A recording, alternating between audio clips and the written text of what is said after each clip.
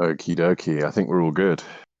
Um, okay then. So welcome to the second part of TLA explaining or reviewing the OPLA, which is One Piece live action Netflix. Yeah. So obviously it's Denden Kushi. You know who it is. Um, Check out the channel if you haven't already. If not, then yeah. I mean, if you have already, then you know what it is. But like, yeah, I'll let the other two introduce yourself, and then we're gonna go straight into episode one and just start butchering it because last time it took a few hours to get through it. So yeah, Fritz, fire away, mate. Fritz the Ditz, I've been doing for here and there things, playing games on Twitch. I've got some Facebook page, just made a Twitter page, trying to get stuff in and out on those, building up my communities. But at the same time, I love everything I've been doing over here in the background, trying to come forward in the news queue, and we've had some rivalries in the news queue. It's some pretty funny stuff. You guys should check it out. It started to turn into an action news team from Yeah, Anchorman, Action definitely. News Team Gone that way. for sure. Guys need to come check it out. You can find that on the channel. You can find that at what's the new channel, the video channel theories channel. So yeah, yeah, that is just the last arc, and if it doesn't come up in the search, then you can just do the last arc. You'll see the live channel which we're on now. Go community or go channels, and it'll be connected to our channel. So to this channel. So yeah, there's a few different ways to get there, but just follow the links, Definitely and you can love watch that the news stuff. cues every week.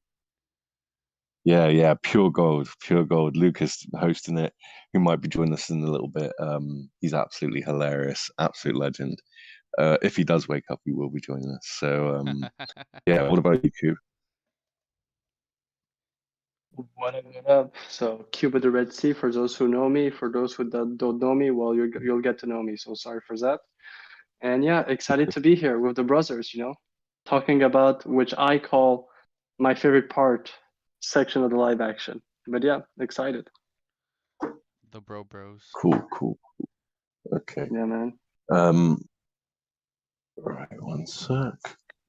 Okie dokie. So yeah, just to recap on the first four episodes, we had Vex and Cody on as well as Lucas joining us, and everyone expressed they're pretty happy with it. Um, and at first we were just going through particularly the first episode, but then when we got into the details, we did sort of like get a bit deeper with it, and there was I wouldn't say it was an emotional stream, but the more we looked into it, the more because we're One Piece fans, so we were just showing how the different, like, by the end of the conversation, basically we were saying how amazing it is that like Oda has done this not just with the manga and the anime. Well, the anime was trash at first, but anyway, in my opinion.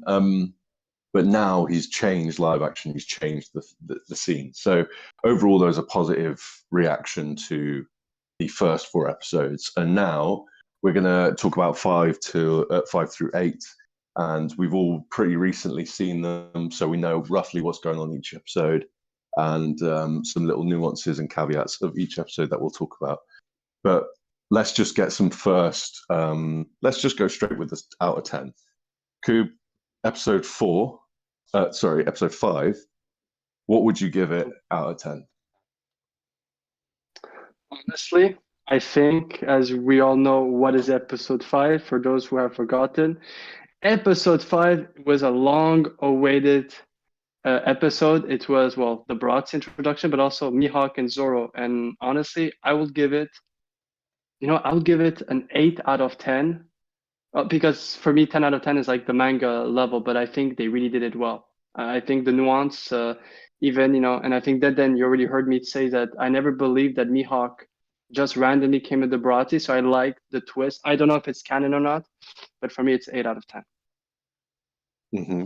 You mean with Garp and the Marines and stuff like that? Yeah, like remember I told you I don't think Mihawk randomly was just bored and was chasing them. It's especially when the ship is moving everywhere. That restaurant, I think like someone pinpointed him into the area. Yeah, yeah, yeah, But yeah, yeah. yeah, We got to see that little Don Krieg fight with Mihawk as well early on in the episode, rest in and peace, Lucy. him cut the ship in half, which is pretty cool. Yeah, So yeah, eight but is a yeah, solid score. What about you, Fritz? yeah. Out of 10, what are we giving it?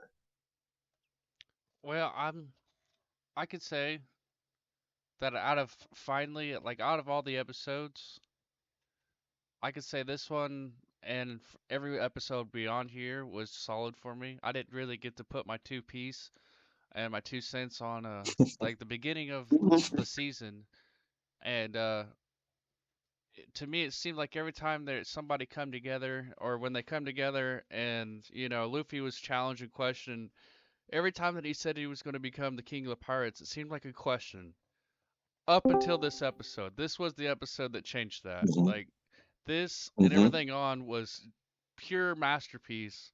Like the first 4 episodes, they were still finding their vibe, and it seemed questionable at certain times. Like, is this my Luffy? And then after that, it was like, yeah, this is my Zoro, this is my Luffy, this is my squad. All right, gang, gang. And I would Yeah, definitely, we definitely discussed some critiques in the last one. yeah. But before we carry on, I'm not sure if he needs any introduction, but Cody, do your thing. Hi guys, I'm Cody. I like to pop up here on the last arc and give my opinions to everyone because for some reason they like it. You can find me on Twitter and on TikTok at SSJ Cody for some of the wildest theories you'll ever hear. I'm glad to be here to discuss the live action with you lovely, lovely folk. Man, Yeah, it's nice to have you here with your clothes on for a change, to be I'm honest. so glad you're My here, clothes buddy. aren't on, that's why my camera's off. So I mean, Ooh. you Oh, speak I too see. fast. I see. Spicy. Yeah, I did speak too soon. Yeah, it's true. Spicy. No, I'm So kidding. sorry, Fritz. You carry on with your business. You were just saying how, like, in the last episode, we did critique some of it as well. We mentioned that some of it was a little bit stiff. Some of the cinematography was a little bit off. The Luffy thing, like you say, to some people wasn't really vibing. His dream didn't seem to be certified. But He in wasn't. this episode, What you it feel was it is came that through. it seemed like he wasn't sure of himself up until this episode, where he stopped worrying about himself, and like it seemed like all the characters were finally playing the characters of who they are. Like Nami wasn't questioning whether or Mhm. not she was Nami. She accepted her role, and like even this episode and to the next one, like revealing who they are and like who she is. It just finally came. Everything was finally coming true. There wasn't a matter of trying to Yeah. fill the roles. Like not big enough to fill the boots. Of these characters up until this episode. And I'd say I would give it I think I'd give it a 7.5, just because I know like this is more Okay. of a two-parter, and the second part hit harder for me. Okay. Okay. I feel that. So yeah, I was gonna say, like, I personally would give it an 8.5, right? Which is obviously the highest one out of us yet.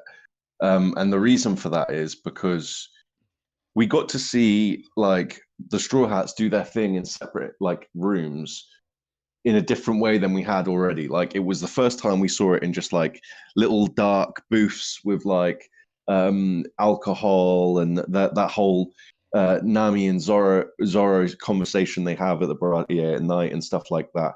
And Usopp talking to Mihawk at the bar. There was just a lot like more personal vibes, and like you say, it totally fit. And then when you add that with the Mihawk beef with Zoro and how emotional that was afterwards, I definitely would put that at 8.5 personally. Hear me out. I love Mihawk. Hear me out. I love the way I love like this is how he turned out.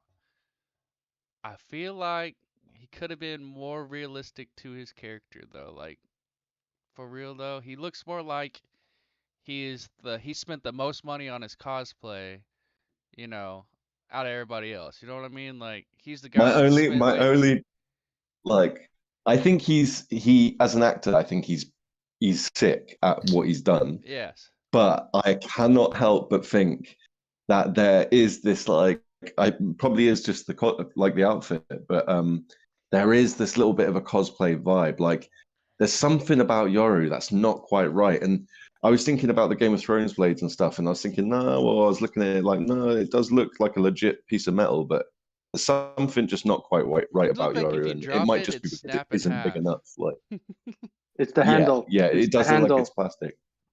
It's the handle. If you look at the handle, sometimes it looks like it's fake. That's why it looks like those the then you would know that, and Fritz as well. The night costume for kids, that they hold all the time. That big part for the handle. Yeah, It looks very just similar. it Mhm. looks like Had the he same was vibe. the guy that It's spent the like the most money gold on of his the handle cosplay. almost. That's what it looks like. And I think I would be Definitely, happier to definitely. see Mihawk in like later on, in his like, real fancified dress white shirt. Like, oh, bring that out hmm already. Let's see that hmm already. All right.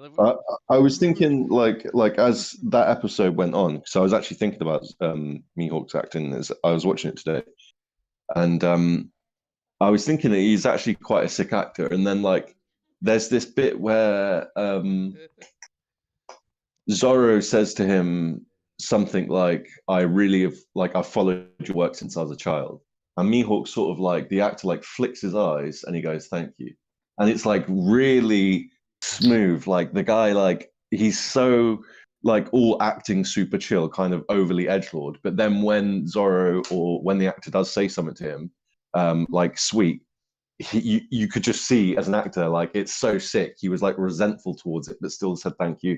It's kind of meta, like you have to see it, but like he is a very, I think he is going to pull through as one of the big actors, and I'll talk about one of the others soon as well who I think is going to be a fucking sick actor. But anyway, Josh, would you like to introduce yourself, plug your Discord, and yeah, kick it? Yo, I'm We Josh. we've not forgot about you, buddy.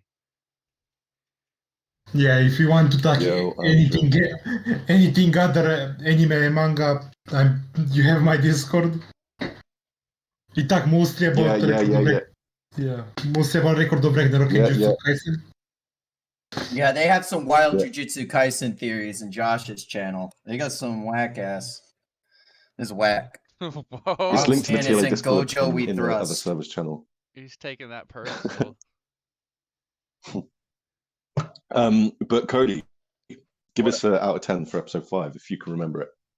So I watched, actually, fun story. I watched all of the One Piece live action with my mom, who is current in the One Piece anime. So it was a really cool thing to actually Wow. like sit next to her and have her point out the references she recognized to me from the anime. I really like the That's switch amazing. from Don Krieg to fighting Mihawk. Just being able to showcase Mihawk. Overall, I didn't have too many problems with the episode. I'm trying to think if I did have a major one or not, but I think maybe just Zoro's I definitely wound, but did not. Like, I personally did not have a major episode with this one. Out of all of them, I think it would have been this one. no, my major problem is like later on, so we'll get to it. But like, I don't remember having very like, wow, this is awful in my mind. I think I'd give it like a 7 or an 8. Nice. But like, I cried during every single episode, so who knows what my opinion matters. To be honest, you were crying at the commercials, so we didn't expect much. It's all right. Josh, out of 10, give us what you got for episode 5 if you remember it. Yeah, I think it's an 8. Nice. Now, Any particular reason why? Not really, but seeing just a chill episode that not so that much action is happening. We needed that. Between the That's arcs kind of with what I the- was.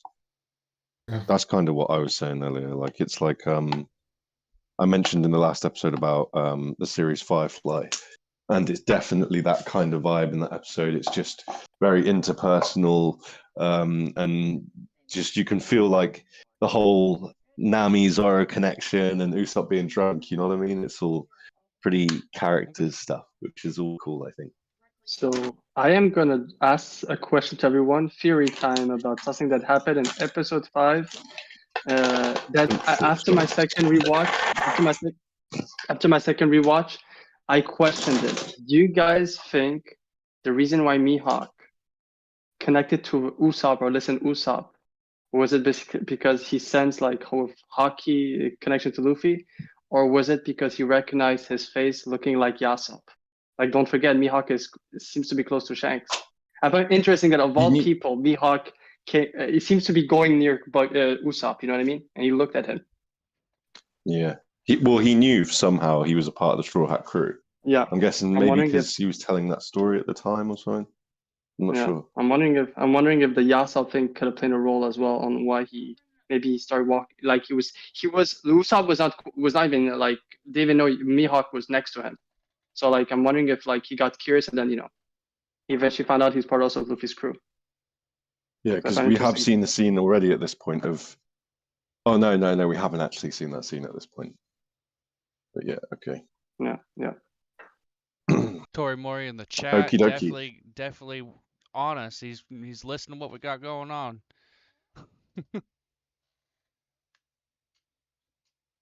Shout out. What would Mikey give it? Yeah, Tori, what would you give the episode out of 10? But okay, on to the next. So I've got a couple other pointers. Like now we've all given a score. Let's just like tuck into the episode a bit and like if anything stands out, any memories you've got particularly. And I'm happy to start us off. I've got a couple written down from today when I rewatched it once my phone gets me there. So just give me 1 second. Was Sanji flashback in episode 5 or 6? 6. Alright. 5 was just the Yeah. Baratie thing, the Mihawk fight The mostly. Sanji flashback was definitely decent for 6, though. I'm glad. I'm excited to talk about that one here in a minute. Yeah. Yeah, gonna say that I 6 got a little was my complaint. favorite episode. Yeah, For episode 5, right? Yes. Yeah, a little complaint. Like as soon as I saw it, it's quite early on the episode. It goes pretty much throughout the episode. Is Luffy looks mad like Mario? Looks just like Mario, dude. I'm telling you, he's got like the red shirt on, and they gave him blue dungarees, and I'm like, what the fuck? Like this is Yeah. so. I don't know, it's so like almost intentional. It looks like. But you want to know Um, something? Go on. Oda has already stated that his whole inspiration for one of them, he did say in an interview, one of his inspiration for the whole Luffy saving Princess comes from Mario. Hence why he said, yeah, he's a huge fan of Mario, so it wouldn't shock me. And then we're all If up it to was date. put in But there, like- Sabo brother that fights with a pipe, he did talk about the Yeah, Mario. true. So it does seem. True. So it does seem. It True, does seem that's that some people have said savage. it does seem that there's a bit of Mario inspiration in One Piece. So it could be also them Sabo's pushing a it. plumber confirmed. Yeah. Okay, cool. I'm gonna say. Next on my list, I have me. Oh, go on. Go on. I was gonna say like the probably most impactful thing about like actually making it here is the scenery. Like they did such a phenomenal job of making This is like beautiful. just making everything like the Bratier all together. It's beautiful in there. All the scenes are in there. Yep. And then you've got them hanging out in Completely the back. agree. You got them hanging out in the background. They work their way up in there. They're like, whatever, we're not gonna accept this. It just makes it feel like like you're just reliving a brand new adventure, even though it's exactly what's gonna happen. I mean, even if it's not down to a T, you already know where they're headed.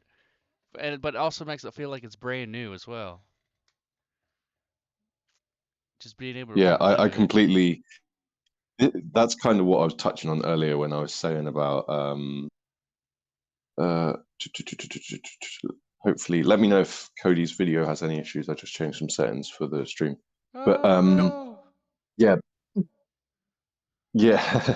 basically, yeah, that's what I meant earlier about the like having these more interpersonal scenes in darker areas rather than outside and sunlit. Like they fully used that set, and you see it most of all at the beginning of the next episode, I think, when Nami goes to get on that boat and she walks around it. But we'll talk about that later. But yeah, like they have like this fighting stage, which is the front, the front bit, and then you go in and they just have all these different bars and shit inside. So yeah, I completely agree. They made like really good use of the actual set. So like, colorful, man. It's really puts completely. really puts everything else to shame. Like, I want to go there. I want to be there. Like, let's go already. I agree. I've got the another little. This isn't even a complaint. It's just the episode starts with that little navy battle. What do you guys think about that? Where Garp like throws the cannonball at Luffy. I mean, they went so hard on trying to make the gum, but then this guy isn't really as buffed out, so you don't really get the vibe that he's throwing them that hard. Like he's throwing. It's the first time we see his strength like that, and he's throwing it hard. But It seems definitely like it's doesn't- imaginative to me. yeah, There- yeah, and it's just like one bounce back, and their shit's wiped out. It's a It's like- lackluster. Yeah, I agree. Also, so I've got in episode 5, the Labby and Zoro chemistry goes like it's already turned on at this point in the live action. I don't know why they've done it like that, but and in this episode it's like dark, they're having drinks, they're like playing a drinking game together and revealing secrets to each other. So I mean, obviously, I mean they can't ship them. That's just not allowed. But No. it definitely feels like they're vibing. Like What I like about this is, and this was my, I would say this is the one complaint you can give the manga is they made it up to Nami's island. You did not really sense that she had that muzzly thing, like for more protection. You felt like she was very on her own ego. She wanted her own money, like she was just a thief. And I like that it was this undertone of since Orange Town, is that she's hiding this thing of obsessive money for something like that's more morally good. You know what I mean? Like you feel it better than the manga. I do feel so. That's why I do like that. agree. Like the exchange is better. Like Zoro just feels like she's just a thief. While there you could see Zoro going into it, and then you feel like Zoro doesn't even see who she really is. And I like that. Mm-hmm. They did well Yeah. to do that with Nami and Usopp, I feel like in the first season. Like Yeah, they've made them a lot more likable and enjoyable. yeah, I agree. It's true. Something else I've got here is the Garp and Kobe thing's still a little bit undercooked. Like it's all a little bit convenient. Well, not convenient, but yeah, it's pretty convenient. Like Garp's just super soft with Kobe, like way too soft. You know what I mean? It like so yeah. I think like they should have made it more like subtle or something like that. Yeah, can you expand on that? Garp's too soft on Kobe. I would really like to hear more of that thought. Like, what do you think was Like, made Garp feel too soft to Kobe? Are you likening it to the manga stuff that we haven't seen yet? No. Like when Garp tried to raise definitely Luffy, say that. like I'm just wondering like where what comparison are you pulling? You can definitely say that. Like I'll give you an example, and it's kind of an abstract example, but hopefully you know what I mean. I think it's the next episode. Mihawk is sat there with his feet on Garp's desk, right? And Garp walks in, and Garp's like, pfft. And like that's all nice. I like that, right? But then they close the door and they start having this like certified or like classified conversation, and Kobe's just stood on the other side of the door and can hear it. It's all a bit soft, it's not really like Garp treats all the Marines like shit and all that stuff, but he treats Kobe so nice, like overly nice, it feels like. So yeah, that's what I meant, if that makes sense. No, but I mean, basically, I think of this like this because I see what he mean. Like basically, we know from Oda, from the Viver card, that they at least both of them have a good level of observation hockey. But weirdly enough, like he says, he said to leave him alone, and they had that discussion while Kobe's on the side. Like with what we know us about hockey, like they must sense that there was someone right behind the door. Like it doesn't even Garp cares about. You know what I mean? That's what I think he means. Like he's not. That's what I mean. Like that's what I mean. Like Garp might have not even cared, but that's my point. Like that's my point. Is like Her former it would have favorite been better if Garp just like fucking like slams the door, like shouts through the wall, like "Fuck, Kobe, get out of here!" You know what I mean, or something like that. Because he doesn't just have to the give barking, it a bit more edge to it. Like you could imagine, especially in the beginning when it was full Garp, full face costume, the barking orders. Like you don't get that from him. Like if it's the accent that's shutting it down, but it's not coming to full light to me. Like I get what you're saying, and I kind of feel like I'm with you on that one. Like I didn't feel it as much before. But like with the Helmeppo scene, it's another example. He absolutely shits all over Helmeppo, and then like sucks Kobe's dick too hard.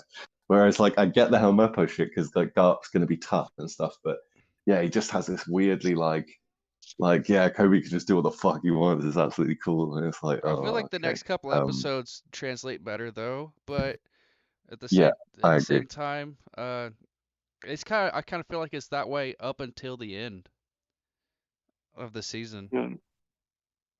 I'll give an example where it sort of turns around on the next episode, but yeah, I do feel it was a little like undercooked still at that point.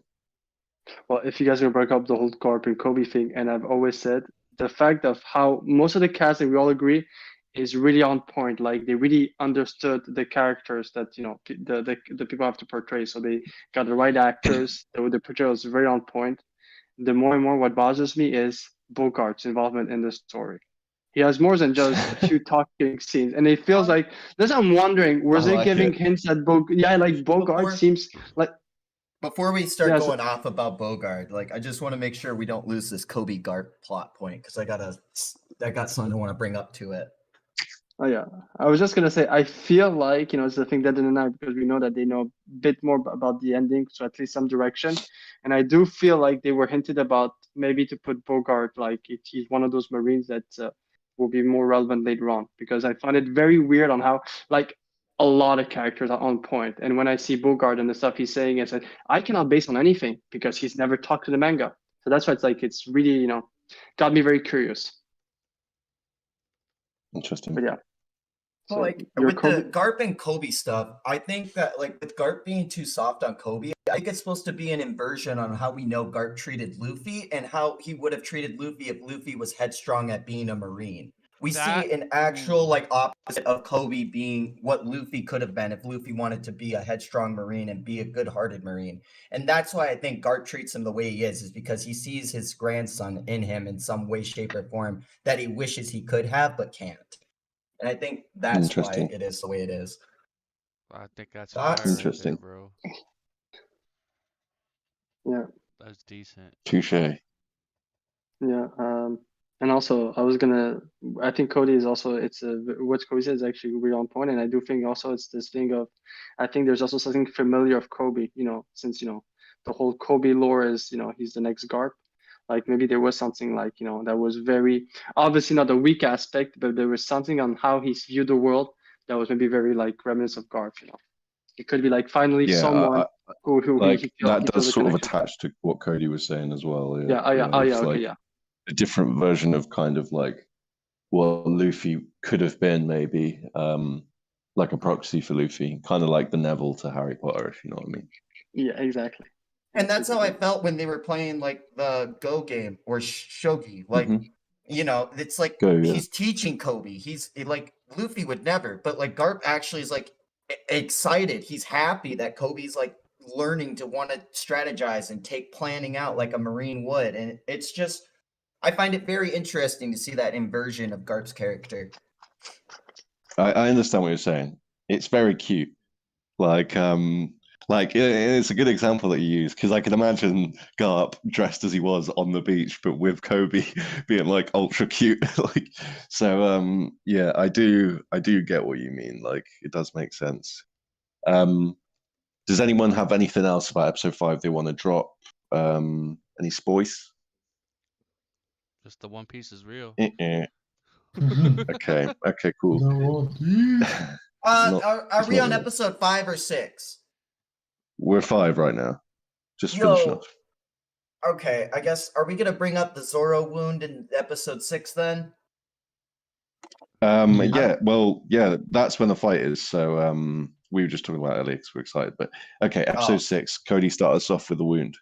Okay, I got major fucking gripes with this shit. I wanted to see Zoro have like a fucking inch through his body and have to like pull that shit together, stitch that bitch together, like on the verge of death. Because when Arlong picked him up in the manga and anime by his throat and tore off the bandages, they couldn't show that shit on TV. And even the manga is a little bit gnarly. I wanted to see like Zoro barely held the gate together with like staples and stitches. And what we got was, here's some fish stick band-aids and you're gonna be all good, buddy. I literally was like, come on. I cut myself harder when I slice bread. You gotta be kidding me. I think not what about the cut when it first happened, like when he was lay there? What I didn't like was that everyone was gaslighting Luffy about it. After like they're like, you should have stopped, you should have done that. And Luffy like, how did they not see that Luffy said, Zoro, this is your dream, go do it? Like, Zoro was the one who made the decision, and everyone's like, it's Luffy's fault. And I was like, brother, what? That stuff felt a little like hand-holding the audience a little bit, like pushing the idea that like, okay, Luffy's about his dream. and Oh about yeah. dreams. Also, like, how many times did they say the word dream in One Piece, the live action? Can we also Yeah. talk about What- that? Like Wet dream. every Which we kind of did. dream you can have, that everyone in the One Piece live action has dreams. Garp's got a crush dreams. Helmeppo's got naked dreams with Zoro's swords. We've got Kobe's dreaming to be a Zeth's wooden marine. leg has its own dream. Yeah, yeah. Yeah, it's I just know like what you mean. Like, what they it feels like an overuse of the word. It's like we get it. It- Maybe it- use the will. Yeah, but you know what? It kind of made me think that they try to replace, because you can go back in East Blue, the amount of time they use the word treasure for other stuff, and I do feel like they try to do something similar with dreams when I get in that. the live action. Yeah, And you got to remember Mhm. that this is an like for a lot of people this might be an introduction and they might not realize how much dreams are important in the series altogether. Like if they don't have those subtle hints, like the common average person who's probably not been into One Piece, when accepting this and watching this, they're going to realize that there's a lot of people out there, there's a lot of characters out there, they do have these wild and ambitious dreams, and might actually help them check into like the other source material The code. to follow up with Yeah. it. Like it could sell them I- on I those agree. ideas and those dreams. Like like there's an importance to why they overdo it a bit in the live action. it's like a good example of that, I'd say, is I've been thinking about this a lot recently, is like when One Piece was in the big three back in the day, it was everyone's like least favorite of the big three, but everyone thought it was the funniest. It was always the funniest. And now we kind of know why.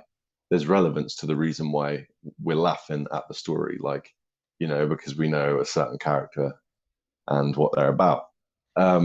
So yeah, I do agree, like changing the word treasure to dreams definitely makes it a bit more like user friendly.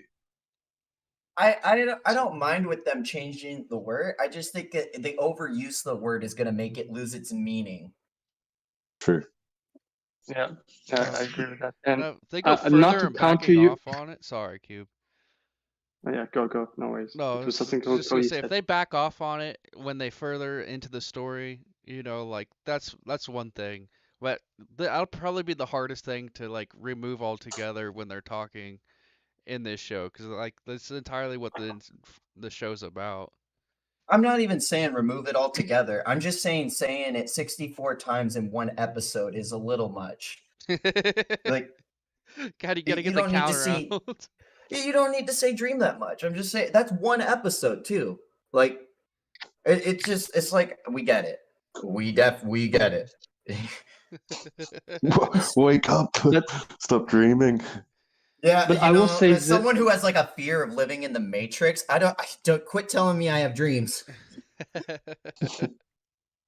So Cody, I will say this: I had the opposite reaction, and it's the same thing as when Nami asked Zoro to go talk to Luffy, in which this is why we said I prefer Luffy as an MC than Naruto, because I liked how Luffy, he understood when someone needed, like it's his choice, his free will. Or the best example in Nami's island, Sasuke. he didn't want to give up. Like this best example is also in Alabasta when Vivi is all this thing, and then literally Luffy says to Vivi, "Everyone dies." Like he's giving her a wake up call. Like that's why it doesn't really bother me, because there's this thing with Luffy where he kind of sense when someone's doing with their own free will, or they're not acting on their own free will. And because let's not deny, like a lot of what Luffy does in the beginning, on how he doesn't give up on Nami, in real life people call him toxic.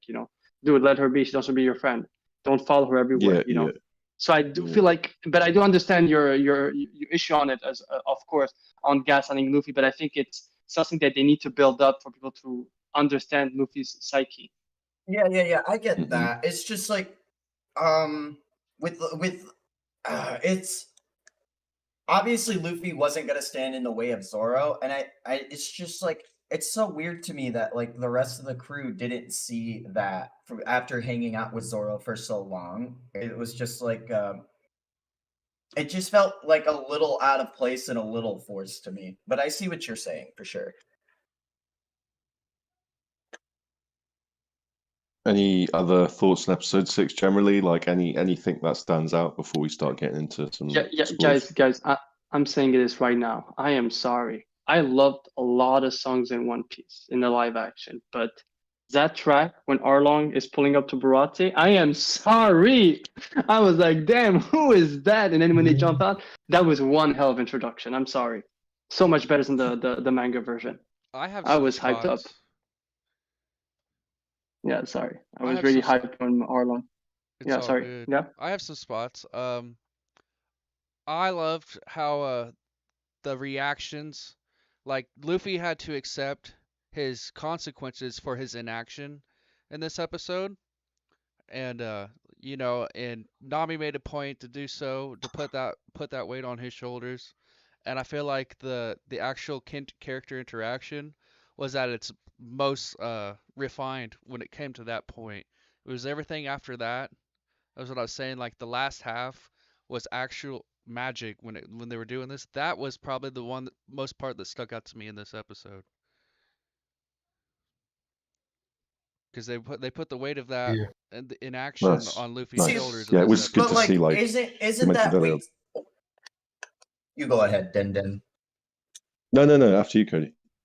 I think that the weight is supposed to come in later, towards like the later arcs, like Water 7, when being a captain does have like that big like revelation. I don't want to like give out spoilers or anything, but I mean later on in One Piece, being the captain has its actual consequences, and making actions and inactions is a bigger choice on Luffy at that point. And I think they should have saved off on this captain stuff like that and let Zoro do his thing, and then ask Zoro why he was a fool and think he could do this. Like, put that blame on Zoro and like hold the right people accountable.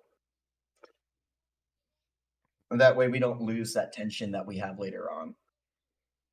But I agree with kind you. of, I do agree with it you. is just kind of felt stylistic in a way, like not in a way that I necessarily like really liked, but it I could see what that was going on, you know what I mean, or what. But obviously, as you said earlier, we kind of know why they might hyper focus on that. But as somebody who hasn't read the manga or seen the anime or something, you might be like, okay, Jesus, like this is a bit forced. Like, As far as the storytelling and from all the other episodes up until this point, like you said, Force, I think this was an important point of character development, even though it is early for this kind of interaction. I feel like it was important because it really solidates how the characters are going to interact with each other. It makes you feel better about what's to come when they interact in other towns and the other islands and into the next season. It's like yeah, it's for also sure. important when it leads up to leads up into the final episode, which we'll get there. But I feel like it was a well-deserved moment. And then like the only other major, How? go ahead. I was just going to say, how does this one end? Was this the What's episode like- that Zoro gave his speech to Luffy, or is that the next one? No, that's Okay. that's after. All right. I just want to make sure. I said, I've only watched it through once. I think, like, if I'm not mistaken, it's the Arlong pirates show up, and sit down, and Luffy's not around, but I can't remember like the very last thing what happens, but It's Yeah. it's basically we get the flashbacks through the whole struggle with the Arlong pirates, and then instead they do they do the Luffy being underwater saved by Sanji, the Arlong Park scene. They put in the Baratie and they just leave. It's like that's basically how it ends. Sanji taking So out how did Luffy you- and then deciding to follow them. How did you guys feel about Luffy versus Arlong? Did you guys think that was done well at Baratier and it was like a deserved loss from Luffy, or do you think it should have been a stomp? that's No, episode 7, right? I Yeah, thought that they fought six, at the it's six. Baratier. It's 6. It's 6. 7. There's no fight with Arlong. It's just the Nami storyline. 6 is when they fight and he sends him to the water. Yeah. Yep. Yeah, Oh So, shit! he Okay. How did you Yeah. guys feel about Luffy versus Arlong round 1 at the Baratier? Do you guys feel like that was a well-deserved loss from Luffy, or do you think he should have won? I think it's I well liked it. deserved because it would Yeah. be natural for him to underestimate pretty much anybody that he's going to come to. Is the like literally he didn't expect Arlong to be so strong, or he was like so sure of himself before that he didn't feel like he had to put up the effort. It was something that you would expect from an early Luffy. Yeah, Yeah. It seemed I pretty like. natural. Yeah, I actually like it because not that the manga did it good, but I do feel like it's better than the manga where he's just in the water when he comes immediately out, he's able to defeat Arlong. So I like that there's at least an episode or two between their second fight. And what I like as well is, well, yes, he saw Arlong, but he didn't know what Arlong has done. And so when he saw the village, stuff like that, it's the whole thing of Luffy and Alabasta, Luffy Wano, you know what I mean? Like, what changes Luffy? Seeing people that he would appreciate having a life that was, their homeland being destroyed. So I'm that's why I do feel like. glad you brought that up because that has to do with the next Nami episode and like the biggest problem I have with this whole live action. Yeah. No worries, man. So that's why I do like, and I'd just say I like they did the difference in the manga. It's not better, but at least in the form of a live action, it makes more sense. Because if you have Luffy in the live action, because the manga makes sense, it's shonen, he comes back even stronger. But if he just goes in the water, it just comes back out and that smirks him directly. Yeah, dude, what is this plot armor, I don't think in live Like, action it I translates very personally, well.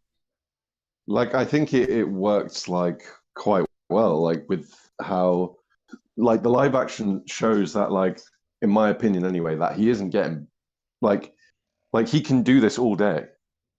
Like he never looks like he's actually getting hurt or nothing like that. You know what I mean? Which is kind of clever when they drop him into the water because there's nothing he can do. It's like a Deus Ex, right? Kind of like he was just saying. But I've got if as Nami, like Nami like saves his life or whatever, kind of. She says, "Why kill a devil fruit user when you can just throw them in the water?" If they would have changed the word "kill" to "fight," I would have loved that so much more. Just because kill, it's like it would have just been more accurate, I think, because Arlong's just about to bite Luffy, and if Arlong did bite Luffy, we all know that Luffy probably wasn't going to die, right? Like he's pretty hard. So I think that like if they would have changed that word, it would have made it less a bit, oh, Luffy got kind of lucky if you're a new viewer, but yeah, other than that, I liked the fight. And one other thing I was going to say is it's the best stretch animation so far in the series, I think, is like when Arlong pulls him by the arms towards him. It looks like real. So yeah, I'm down for that. And the Fishman karate actually looked all right. Sanji got fucked. Yeah, I don't know. And I don't know if it's the end of 6 or not, but I'll say this. I had my issues when I saw the trailer, but as I saw more the fishmen, I like the design because actually, if you look at their face, it actually looks what would be in our world a fishman, someone with a fish face, So I actually like, especially Shu. I'm not going to mock to people's like physical appearance, but Shu's lips crack me up every time. Like I was saying, dude, it must be so painful to eat it. Like it doesn't, dude, there's no surface. It's just like they drew lips. It looks like it. It's so funny. Yeah. And I liked the it a more lot. the more I watch like the live action, the more I like the Fishman costumes. Arlong still I struggle with, but like it's decent. But the others, the lips, like I don't know, he looks so sick. His character is so sick in the live action, like. Yeah, and yes, and I do like, you know what? The matchup in Baratie is actually much more interesting than Dawn Creek because now it's literally the story arc of the cook joining and they're fighting against fishmen. Like, you can't make this up. It's like I do like the paradox of the whole situation. So yeah, And they definitely the did matchups. put the focus on race, like. And before we leave him yeah. behind, how did you guys feel about Zeph? And how his introduction was, like, to young Sanji? Because when the flashback was in that episode where he shows up. Not gonna lie, I loved Zeph in this and his interaction with. Does he meet Garp in this episode or is that No, seven? it's episode 7 or 8. 7 or 8. That's the beginning. Yeah. Of the Well, seventh, you know what, Fritz? I'll save my Zeph love for a little bit. I'll tell you, okay, but I'm saying, like, I think he was probably one of the most solid characters. Like, The Oh, second absolutely. you see him, he's like, "Fuck this, fuck that." Sorry, my language. Like, It's so cool to see. I know I've said this every time I've talked about the live action, but like it's seeing these characters brought to real life, seeing like just the interactions that we don't get in the manga and anime, like with just like little people talking over here, this person saying this or having this, like Zepp and Garp talking. That never happened. But like being able to infer what these characters know and seeing the way they interact, mwah. Being able to see Luffy and Zoro talk on the rooftop when they've never had that interact, or they might have, maybe we just never saw it. Mwah, mwah, mwah. I love seeing how like true to these characters these actors are portraying them. It's literally like I was 11 when I caught up to One Piece Weekly. I've been I love this shit. And every time I watch an episode, I'm fucking crying. Like sobbing because it's like I can't believe that after like 26 years I get to see a real life Zap, a real life Luffy. Completely. It's so surreal. And I completely like agree that like having these extra moments, some people are gonna hate on it like for being purist and stuff like that, but I completely agree. Like when Zoro says to Luffy, like, "Do you want to talk about your granddad?" And Luffy's like, "Nope." And so he doesn't even look at him, and Zoro's like, "Okay," and it just walks off. It's just like, it's a this great is time sick, to be a One man. Piece This is fan. the dream. Yeah. Like they're winning Yeah, on it's a all great three time. fronts right now. You've got the chapters right now. You've got the episodes. Shout out to releasing. Vexus with the $2 dono. Like D stream. Shout out to Vexus. Thank you for the $2 donation or super Thank chat. you, dude. Woo! Cody might put clothes on now. It's a great time. Sorry, to I be a One Piece gotta fan, take bro. my clothes off. Like One Piece fans are getting their bread right now, for real. Absolutely. I mean, the anime, the manga, the live action. Call that shit a hat It's like trick. I feel hat sorry trick. for like I feel sorry for new people who are like conned by the live action, who are like, oh, the anime, and they go and watch a scene from the anime, and they're like, oh wow, this looks amazing. It's like, it takes a while to get there, but yeah, it does look good now, finally.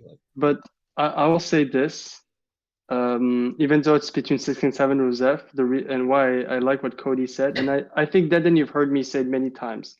The way in the manga they describe all of the villains, so Kuro, Buggy, Arlong, Don Krieg, and the way they describe Zeph. Zeph is the only one where they mention, if you have your logbook, you would rule over paradise. It was the biggest feat on anyone. Even Arlong was literally summarized of being a subordinate to Jinbei, the Shishibukai. Like he was still someone's follower.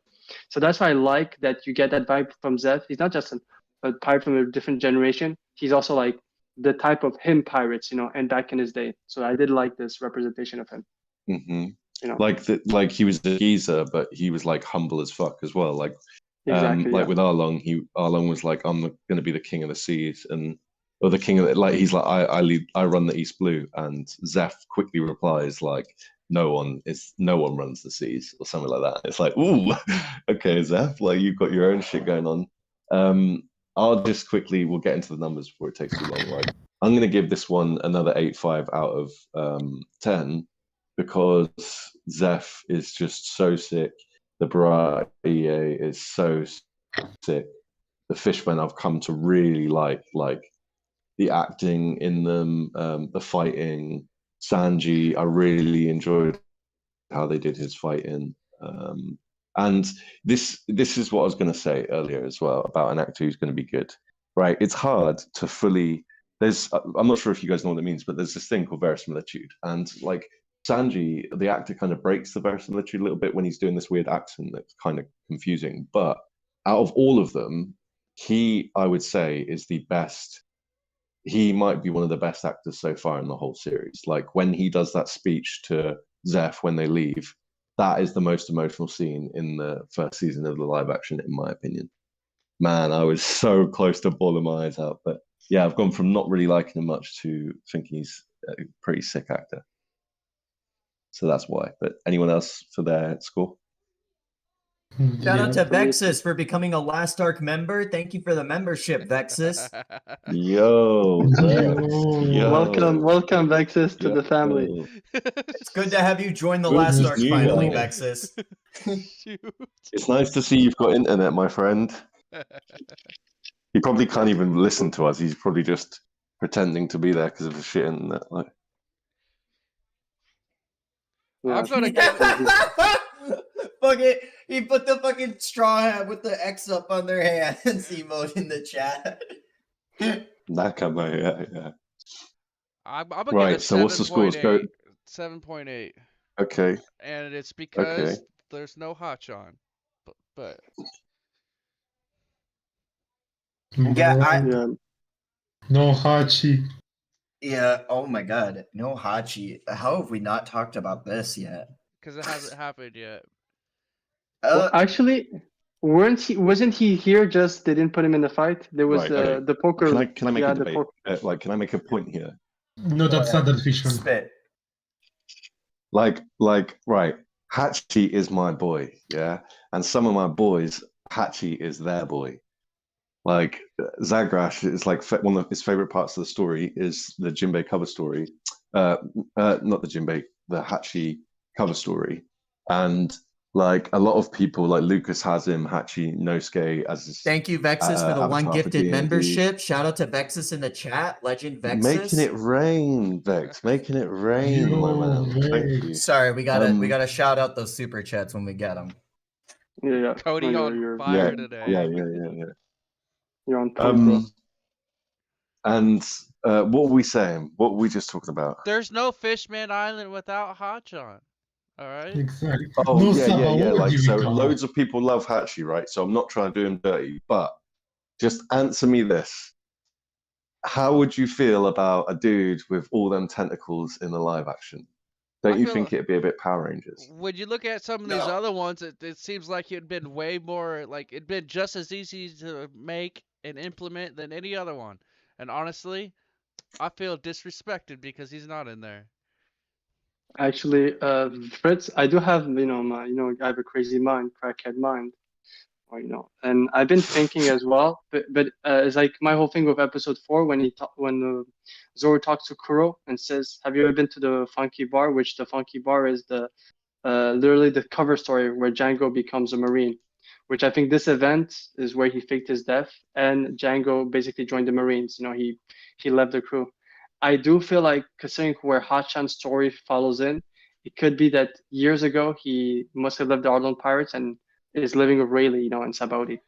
Like I No. do feel like he's already in Sabaody doing his thing.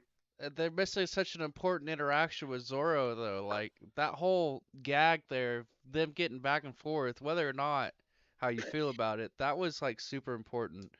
Him being a part of that and then having it resolved later on, knowing what he did to Nami, like we don't even get to see that he did that to Nami. If they make that a flashback, that's gonna be kind of absurd because we were already there. It could have been in the now.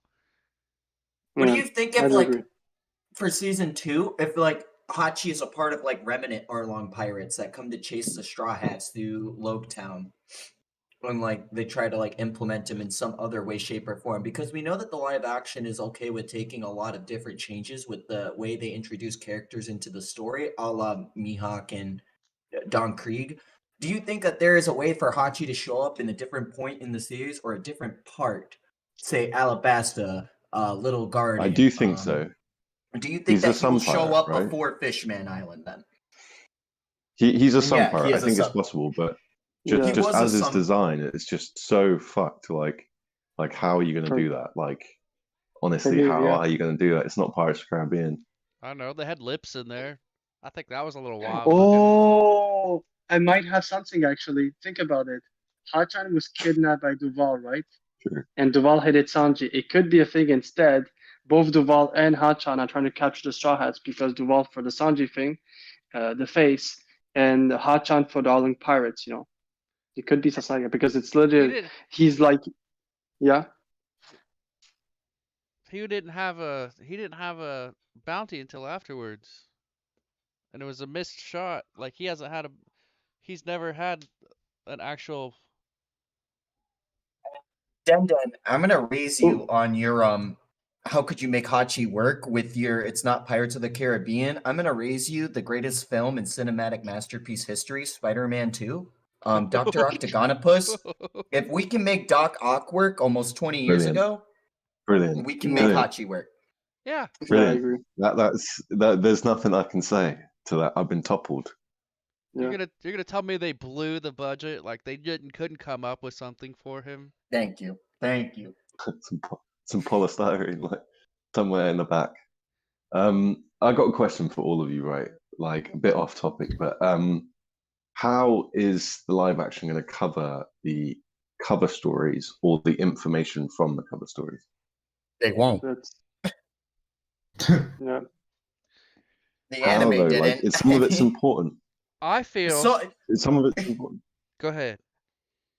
I feel like some of it is important. Look at how much the anime covered and how much they didn't, and then how much they actually It's just true. recapped it in a quick flashback. I think if they were to ever It's cover true. the cover stories in any way, shape, or form, it's just gonna be a flashback or a little tease that, like, hey, you guys remember when you read this on the cover story, and it'll be like a Easter egg type deal. But I don't think they're gonna Yeah, like actually go I through and like. show I'm the not thing. saying all of them. I'm just saying the ones that like are integral. For example, Jimbo Like found a Hachi's ton of and stuff, you know what I mean? Enels and Beiji's Oh My Yeah, and Family. Anel's is probably the best example. Right? Like they're gonna Yeah. have to show that at some point. Like I feel like Absolutely. I feel like they're gonna do another season. that's gonna be amazing. They're not gonna get super far. They might hit and touch on some things that they already went ahead. Like Skype is a foreseeable future, yes. So that means that there's everything else up in between then. But I feel like once they've gotten so far, they'll probably do they'll do their own one-off live action movies instead of hitting everything up until the end. Like there'll be some movies, it'll be probably have some flashbacks to things that exist in the source material, but eventually they'll be Remember, skipping entire sections. Do you remember that like with the live action, you don't have the resources of animation. Like the actor can't be in two places at once. Yeah. I suppose you they think- could be in some ways. Actually, yeah, and for all those who know, there's something called webisodes where it's like side stories. And why do I say did that? think maybe they do that.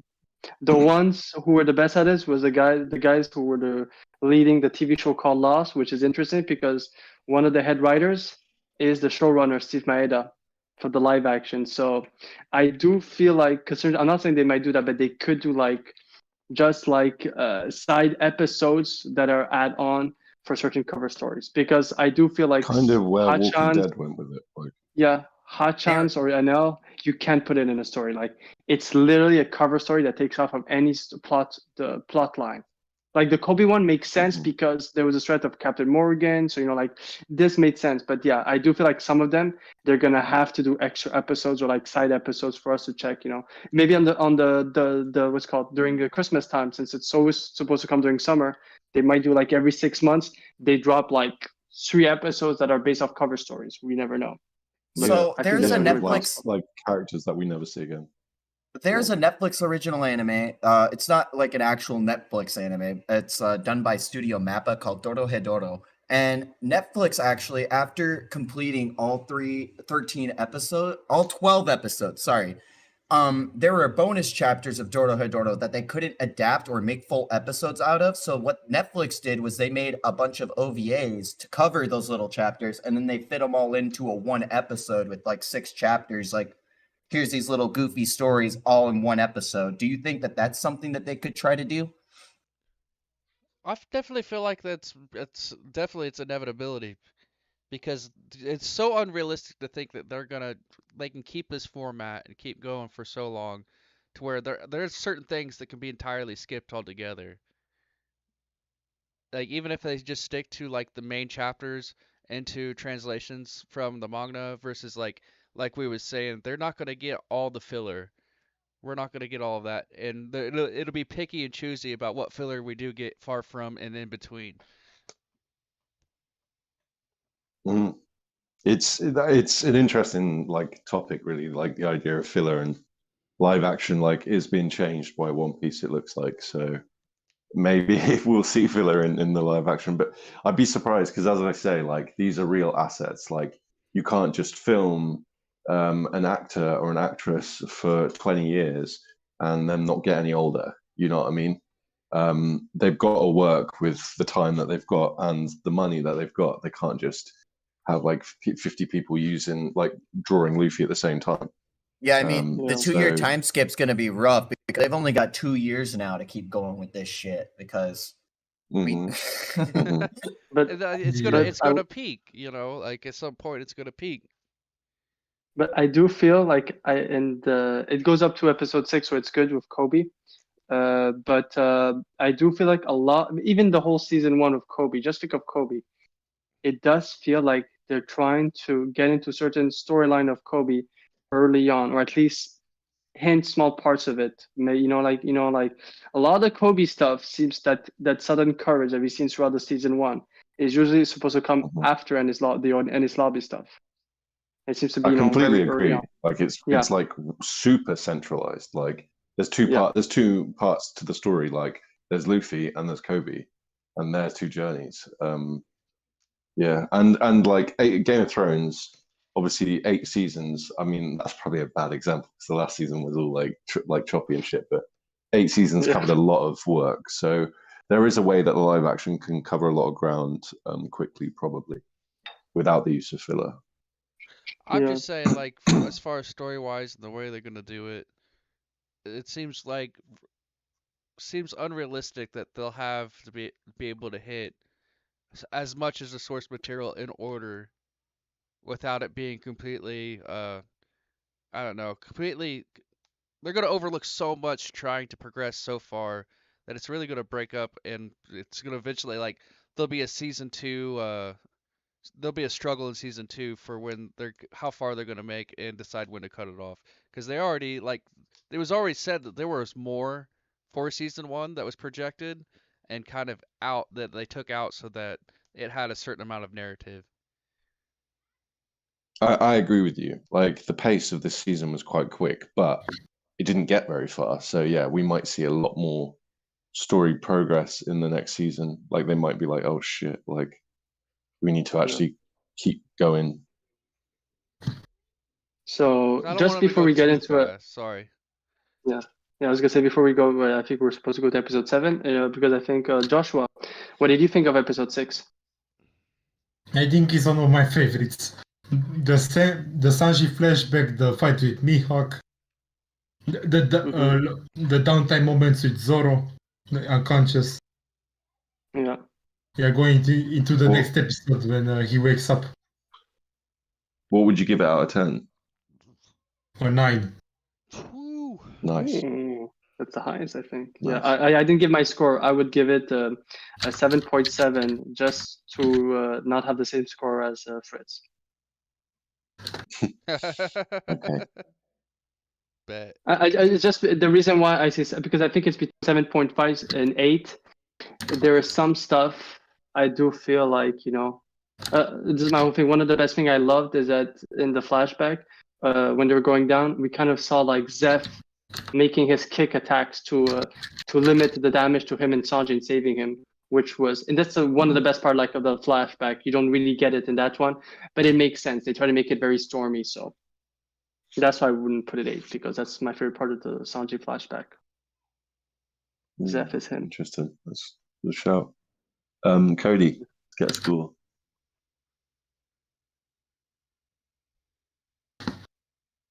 And they never heard from him again. Yeah, he's preparing himself for episode 7. But he might be. He might very Child. well be. It's Guys, like not everyone even poops. Newsflash: I have to poop. Sorry, I didn't want to burden you all with this information, but since you all want it so bad, I'm gonna go take a shit. We love you, bro. We love you. Oh, dude, I have to look at the chat right now. I want to see the people's reaction to that. That was We love you, bro. amazing. We love you.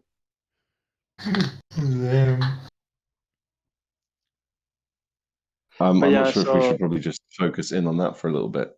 That Yeah, seems listen. more Anyway, interesting. we said enough about No, 6. no, No, what- let's rank episode that. 7. Let's rank that. Yeah. yeah, exactly. Let's rank the poop, actually. Rank the poop. Rank the poop. So, episode 7, do you want to bring us in or do you want me to? I've got some notes ready. No. Actually, I want to bring it in before Cody comes in, and I will say because as Deden knows, one of my top 5 favorite arcs. Even though I will say it, Arlong Park is always on my top 5. I really liked it, but because I do feel like 7 was the way they did the village was great. I love Nojiko and the stuff. I will say this, even though I like they didn't do the whole taboo, the village knowing like Nami and force just hating her so it'll be easier for her. It does about it. They didn't change it, but because of that, you did not feel the closest for the village, and specifically. And I had that with a friend. When I told her that, she did not even guess it. She felt like everyone else that Genzo was just a sheriff. He's not like Nami's adopted father. And that's one of the things that I think was very important to know, that because it was Nojiko and Genzo who were the only ones who seemed to hate Nami, but they seemed to be watching for her. You could sense it in the manga and the anime. And this one, you just felt like, he didn't care about her. He gave up on her. Definitely. I noticed that in the scene where when Luffy turns up and he says, he's like, hey, he's like, hey, Scarface. And the guy comes out of his house. He's like, what do you want? And he's like, I need some information about that chick, Nami. And he's like, yeah, just you're probably best bet. If it gets you out of our town, go to the house at the end of the road and swing a left. And I was like, oh, this guy does not give a fuck. He's like selling out his townspeople. And people don't realize that, but in the manga, in the flashback, in the anime, even the live action, they make it hint. The only reason why Zeph was because the live action, Nami went to him. The only reason why Zeph had all those damages is because they were taking Nami, and he wouldn't give up. He's the one person who kept going up, and then they slashed him for it. Like, they don't realize how much Zeph loved Nami. So I do think that's one of the biggest flaws of this episode, or at least those 2 episodes, for sure. What about the others? I was gonna say my biggest problem with episode. Okay, I was really gonna quickly say the shanty that Buggy sings when Zoro puts him in the barrel. If you've heard the lyrics, it's hilarious. It's he says something about Nami's ass, but before he can say the word ass, like Zoro chucks him in the barrel and he's like, oh my fucking nose. But yeah, that's just absolute comedy gold. But sorry, Cody, you far away. Oh, I'm ready. So as we all remember, Arlong Park is one of my favorite moments because it's like a very character-defining moment for Luffy. Because when Genzo goes to explain Nami's past in the anime, what does Luffy go do, everyone? Goes to sleep. So in the live action, like the whole point of like Luffy saving Nami was when Luffy stopped Nami from stabbing her shoulder. She said, Luffy, what are you doing? You don't know what's going on here. You don't know what's happened. And Luffy wholeheartedly agrees to that. And that's when Nami says it. And Luffy, being the character who would go above and beyond for his friends, no matter it was the fact that Luffy didn't know for me in Arlong Park that made that scene hit so much harder for me. And when Genzo started explaining everything and Luffy got to hear it, I was like, yo, no. Because, like, that shit shouldn't interest Luffy. And, like, it should just be about, I know my friend needs help and I'm just going to help her. There's nothing more to it than that. I don't need to hear this other stuff. And I just felt like they really, that was the biggest miss of this whole entire live action for me, was I felt like they really ruined Luffy's character in that moment for me. Yeah, he's not a hero. He doesn't do stuff just to save people. He does it because it's in the interest of his friends and for the betterment of their friends. Yes. Out of the whole series, I'd say, I don't know, on one hand, it feels like there's just something not off about it. Just something a little bit meh about it, but at the same time, that's exactly what the manga feels like to me with Nami.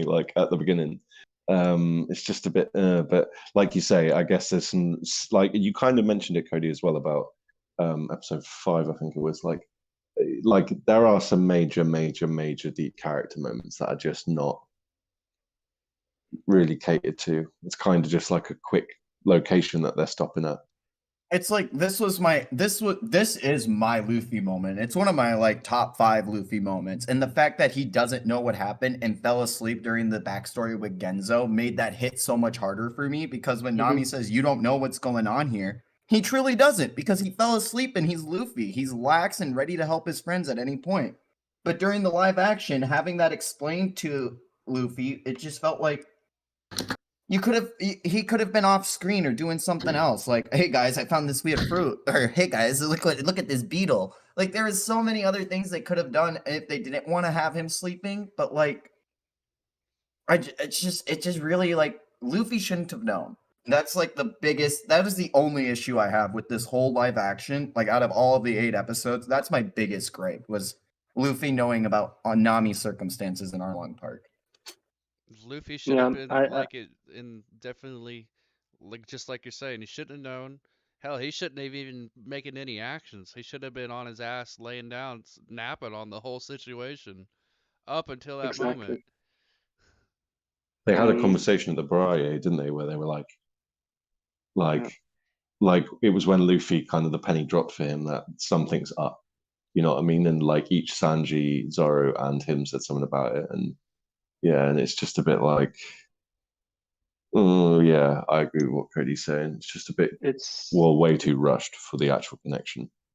Yeah, I agree with Cody because it goes to this headcanon I have. I feel like in the portrayal of the cast, I feel the reason why, at least I say this, Nami casting, Usopp casting, the Sanji casting is really on point, and I see more like discrepancies between Zoro and Luffy. Like Zoro is way too serious at the get-go, as we know that he gets that chip on the shoulder after the Mihawk defeat. Like Yes. until then, he was like very wholesome, and I do feel like they know which Straw Hats have like in popularity aren't as popular as the other ones, and I feel like they did more work in creating the characters for Nami, Usopp, and like Sanji. And I'll say this: the Usopp character, he does not have the nose. They made it a bit more, obviously a bit more like prominent, so you would see he has a different nose from everyone else, but it's not a long nose. But yet, every time the Usopp actor, the character, was on point. Even like I go back in the Baratzi when they're fighting against a fishman, and then Usopp is underneath the table and they're just crawling away. That is so Usopp, Yes. like it's really on That was point. perfect. But yeah, I do agree that I feel like for me, Sanji, because of Zoro and Luffy being that beloved, they didn't do the same type of. And I'm not saying they did a bad work. I just feel with the other one, they were Zoro, and they didn't go as Zoro with those two. I feel And so like the actors try to go by themselves. I felt like when Zoro's laying down, he's unconscious, and Luffy sits there, and it's just before he says, "I need you," and it's just like a sort of shot of just him sat on the side of the table. I thought that looks like fucking Luffy, right there. Like they just got to get him in the right way. But I mean, it's a hard character to do, particularly when like there's so much focus on all the other characters at the same time. And I've got to mention a note on like the Usopp nose thing. From what I've seen, it has actually been far more well received in the Japanese release like for them than it has like in the entire global. Like people feel a certain way about it, but it has been nothing but support from them. Obviously, from what I've seen on like the reactions to it, they've like Nice. the whole Usopp nose thing really wasn't a big problem for the Japanese market. It was very well I received. mean, it's hard to not think he's like a fucking sick. He's just sick to watch, like, and he suits the character so well. So it's hard to complain about him. Also, he's like, a, I he's have a, he's a great two Usopp. two minor nitpicks with Belmare as well, since we're on episode 7. My first minor nitpick is her hair. We went all out for everyone else in this series, but they couldn't have shaved the sides of the actor's head to give her the brave woman haircut. L. Big L. I'm sorry. I'm gonna stand by that. That's an L. Second off was her and Arlong's confrontation in the flashback. That manga panel with Belmare having her knees on Arlong's shoulder, gun in the mouth.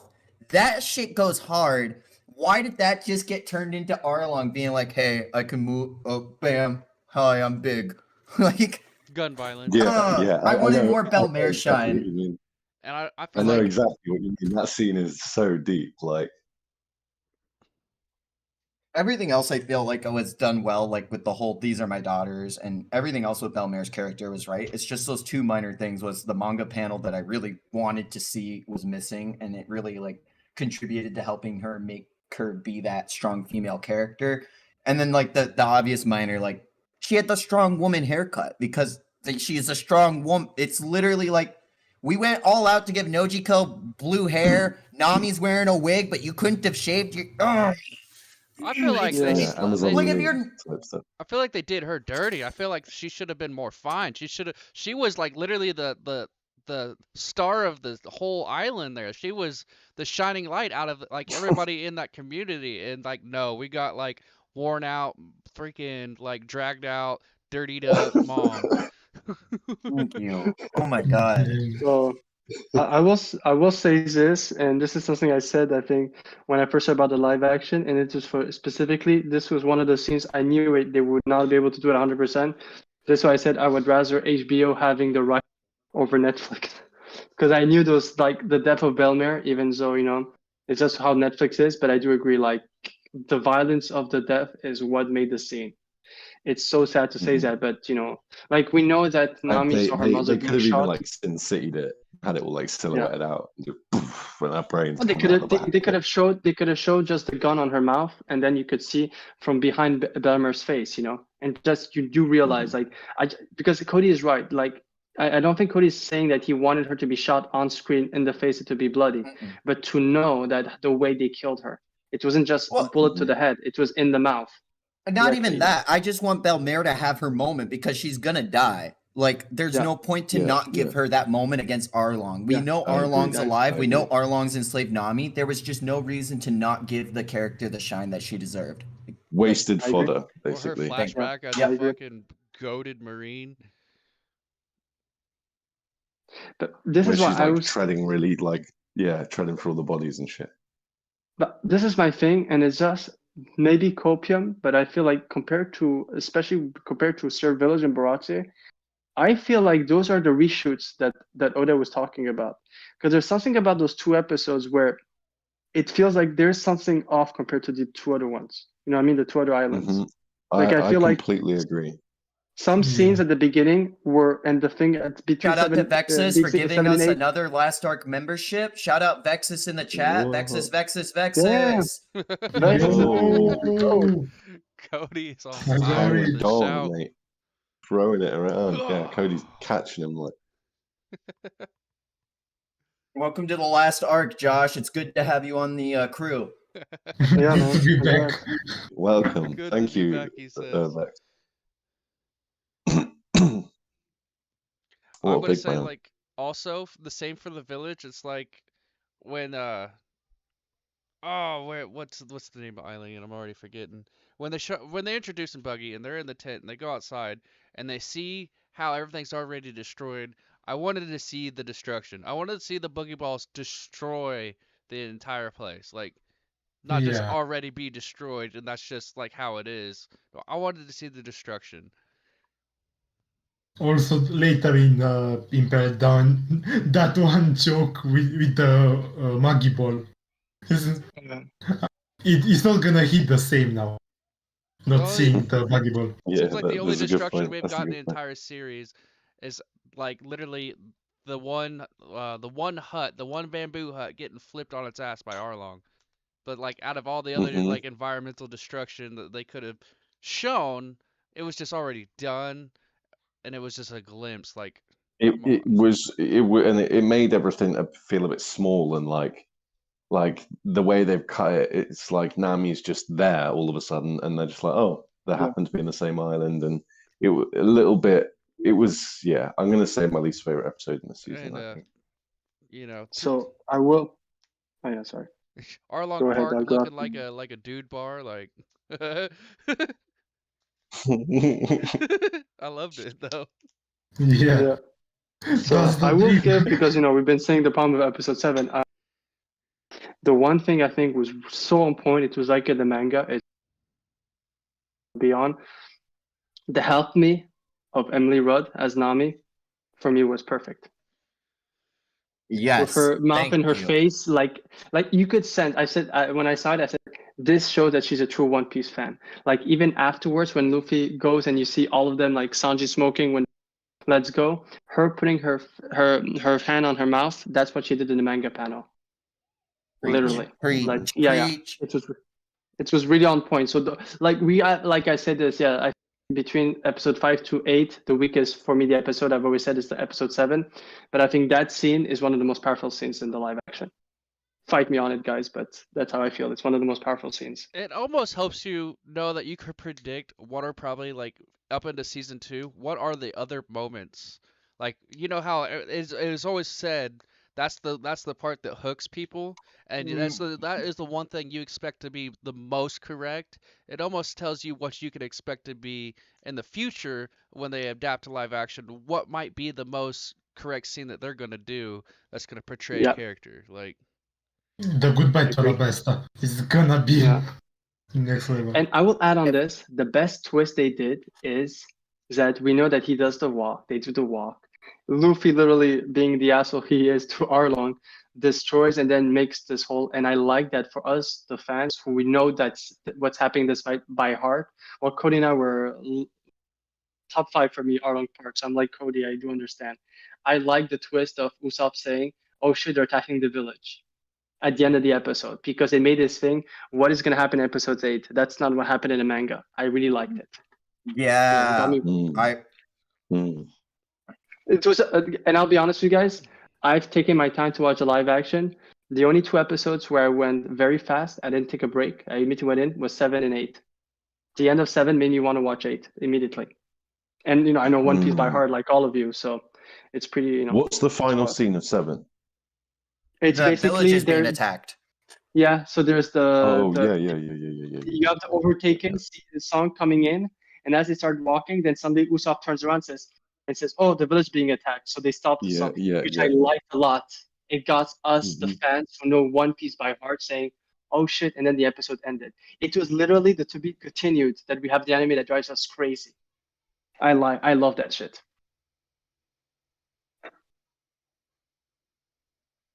Do we want to give scores now, or do we want to?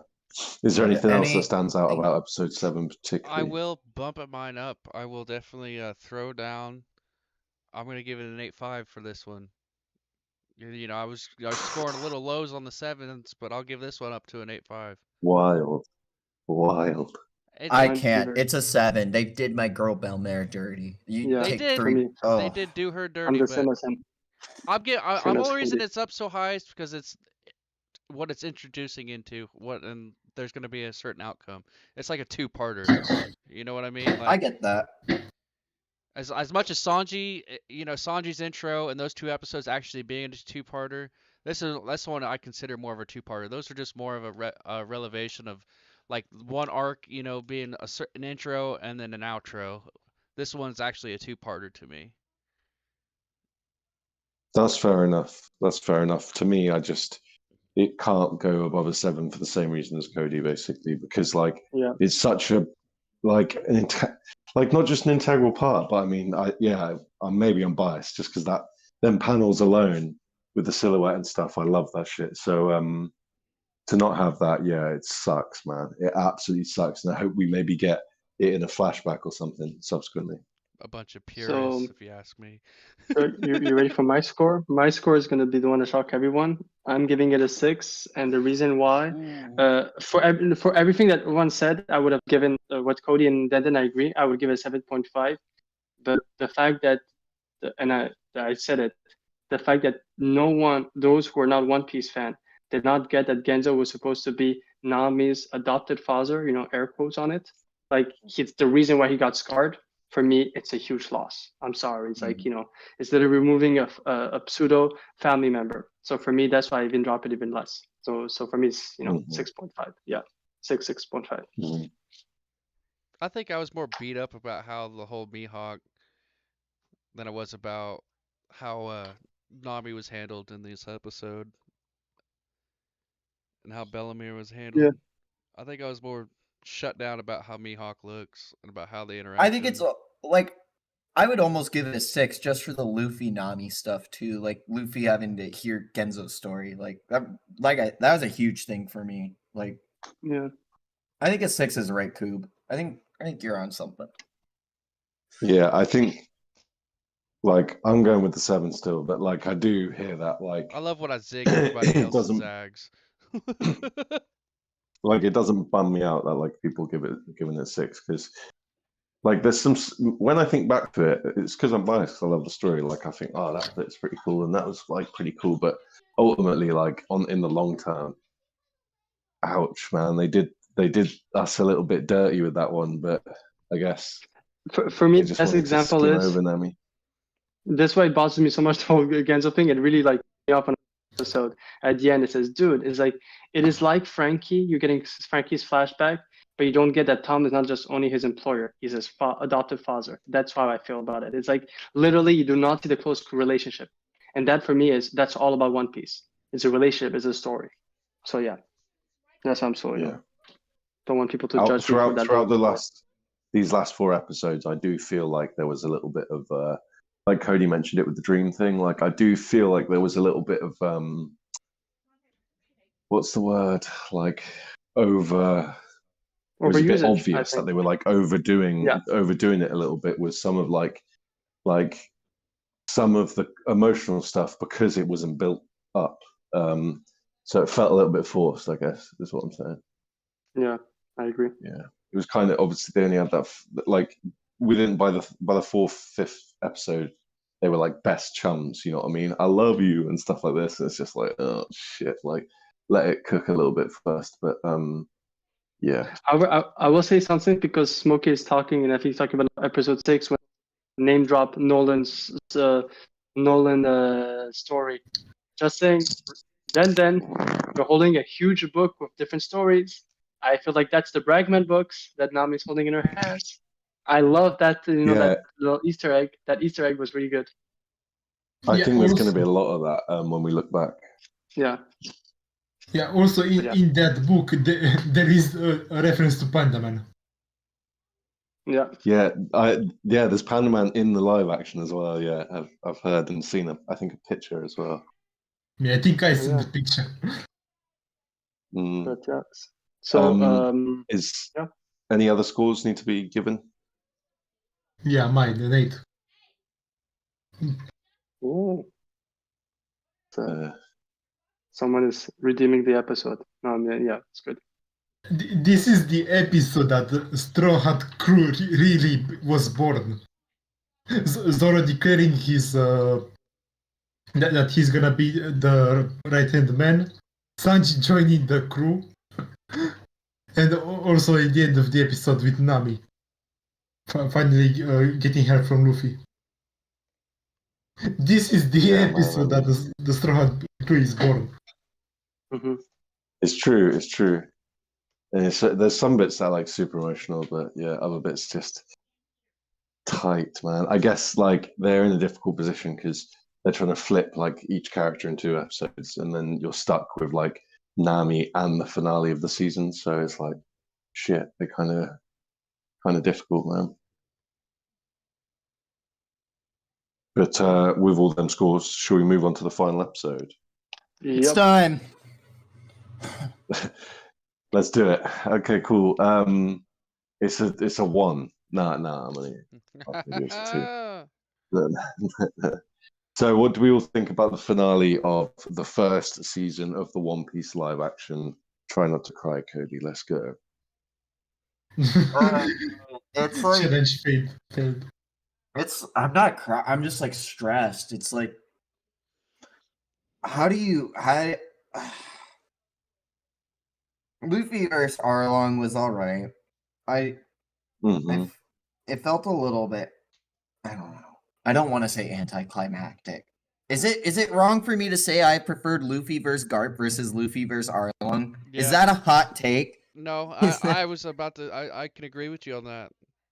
I think Luffy versus Garp was a much better like finale to the series than Luffy versus Arlong, which should be a wild thing to say because that's Luffy versus Arlong. That's literally the end of the arc. It should have been like a fucking peak of the thing, and yet I was like, okay, he's not gonna beat the shit out of Arlong. He's just gonna start destroying the pillars, and then just okay. Luffy Okay. getting his blessing from Garp was far more superior than that Arlong fight. I will agree with you. Thank you. Yo, Vexus with another gifted membership to Smokey. Thank you, Vexus, for the Whoa. membership. Woo! Whoa, Welcome to the whoa, last man. arc, Whoa. Smokey. Whoa, something been going on off camera or something. Wow, something's going on there. Like, Yo. congrats on the internet, like I say as well. It's nice to have you back. Maybe we should read some of the comments. We'll do that in a sec. We'll go through some of the comments and pick out some from definitely not just from Vex, but yeah, mostly from Vex. What? No, what I was gonna say is, right, just to touch on what Cody's saying, I think this is the time to bring this shit up, right? There is a fundamental issue that we have, which is the wackiness of One Piece. And with season 1, they did well to kind of keep it in a bottle. So people are like, what the fuck is going on here? But as time goes on, you know, Luffy, how do you think they're going to be able to portray that stuff well? Like people like Luffy or Luffy fighting Lucci, stuff like this. They're going to be kind of ridiculous fights, right? Some of the abilities as well. Are you referencing the fact that Luffy doesn't use Arlong's teeth to bite him back, or that Luffy doesn't make the difference between what's the difference between you and me, human? Nosed. No, I like the fact I like the fact that like the way they changed it with the teeth and stuff like that. But what I specifically mean is, do you think that they are maybe holding back on showing Luffy looking sick as fuck? Because we see a lot of Zoro fighting, a lot of Sanji kicking. But they kind of guard the Luffy stuff, and it makes me think it's because they're a bit embarrassed about the stretchy shit, or it's hard for them to do. No, it's also, don't forget, and I've said this, if you think of the East Blue arc compared to the Alabasta saga, it seems that Sanji to some extent, but Zoro and Luffy were constantly nerfed with obstacles and stuff like that. Like the East Blue is like from Orange Town to Arlong Park, like Zoro and Luffy, like if Zoro doesn't get lost, he is heavily wounded. He has his fight in Arlong Park where he's heavily wounded. Luffy is either fighting in the broad sea in the middle of the sea, so he can't fight correctly, or in Arlong Park he's sent into the sea. Or with Kuro, both Luffy and Zoro come late to the fight. You know what I mean? Like I do feel that the reason why they did that is that it was their way of doing the portrayal, because I don't see it. But I do agree that I do think like some of the stuff, like Luffy becoming a lot fat, the balloon, or the teeth thing, is for the cringe. Like maybe they're waiting until people love it. I do agree on that point with you. But I do feel like also these Blue is just weird. Like Zoro and Luffy are nerfed if you compare to Alabasta. It's like Tekken, right? He's like the Lord of Cringe, and if you saw some videos without him being cringe at first, to get into it slowly, you'd probably get some more viewers that way, right? And then maybe that's what they're doing with season 1. Yeah. However, I will say this, and as you all know, I don't know for those who know this, but I'm a huge Revolution Army fan. Been a proud member since 2007. They were in one of the articles, one of the moments where they show Luffy's bounty picture, I think. I don't know if it's Makuna, I forget who was the one reading it, but the article that she put the bounty over it was a Revolution Army one, because they had the logo on the side. So I think they were mentioned. It's an article mentioning Dragon, which I find interesting that they put Luffy's face on top of the article. Interesting.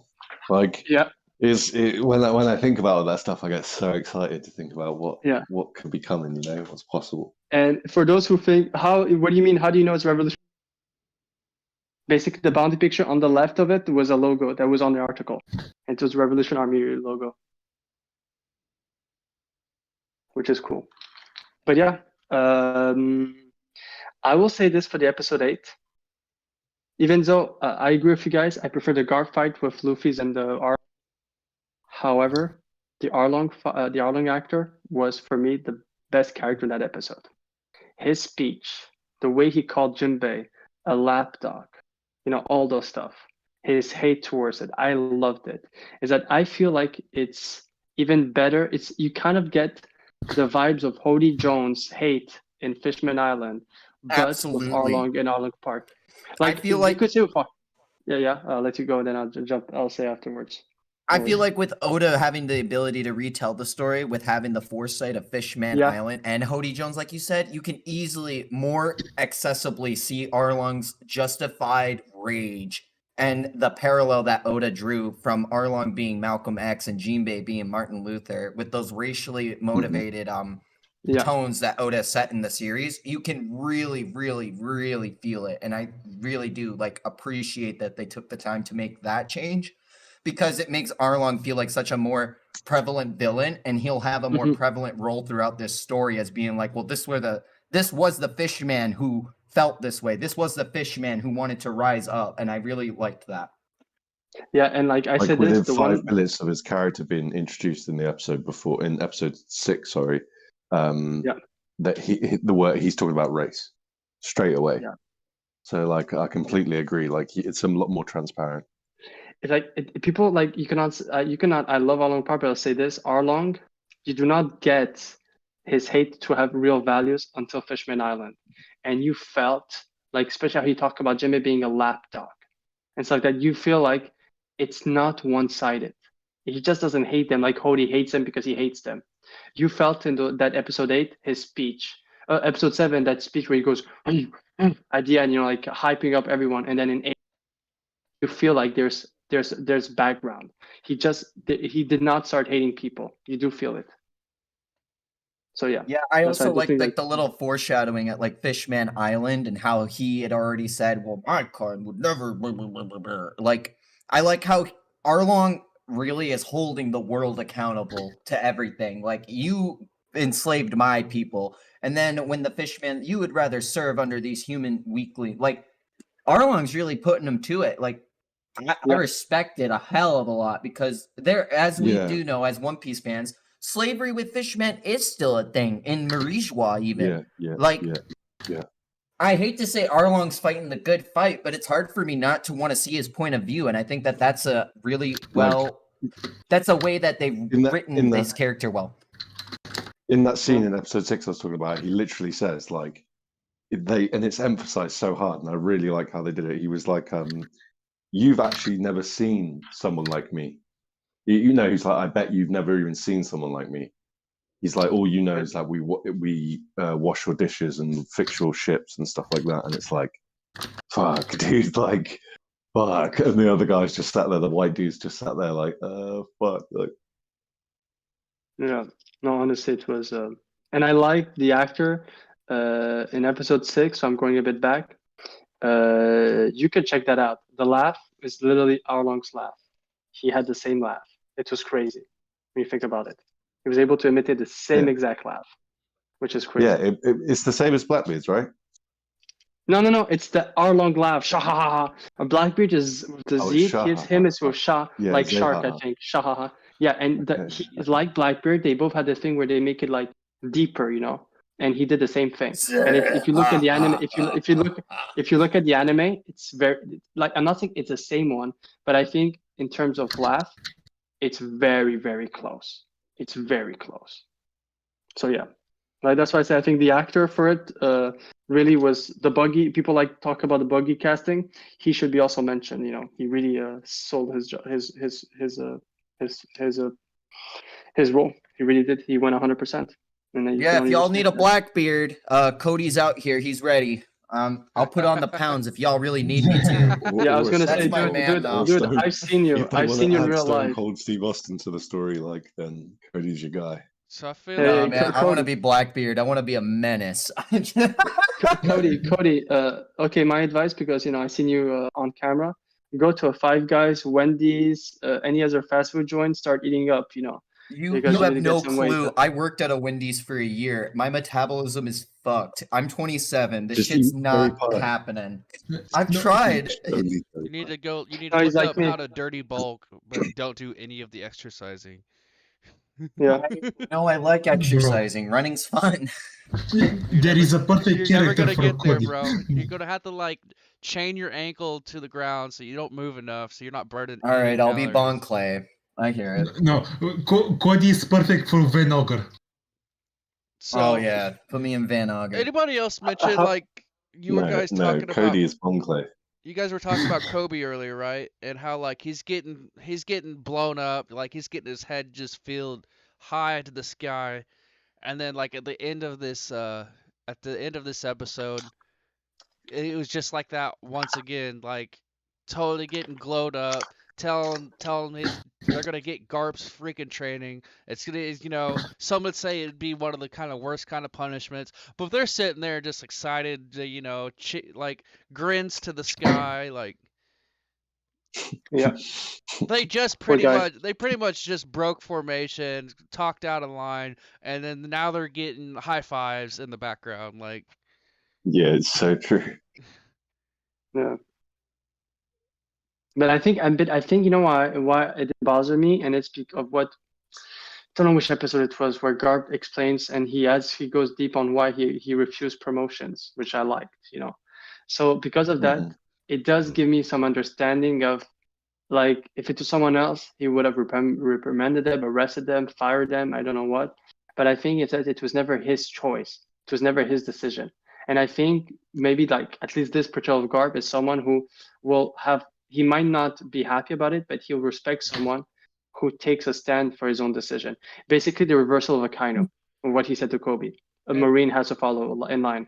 And he did also say, like, there's so many Marines who have their own form of justice, and that's hitting on a note that's great for the future, because of the people who don't know a lot about the source material. There are a lot of individual Marines who do have their own form of justice.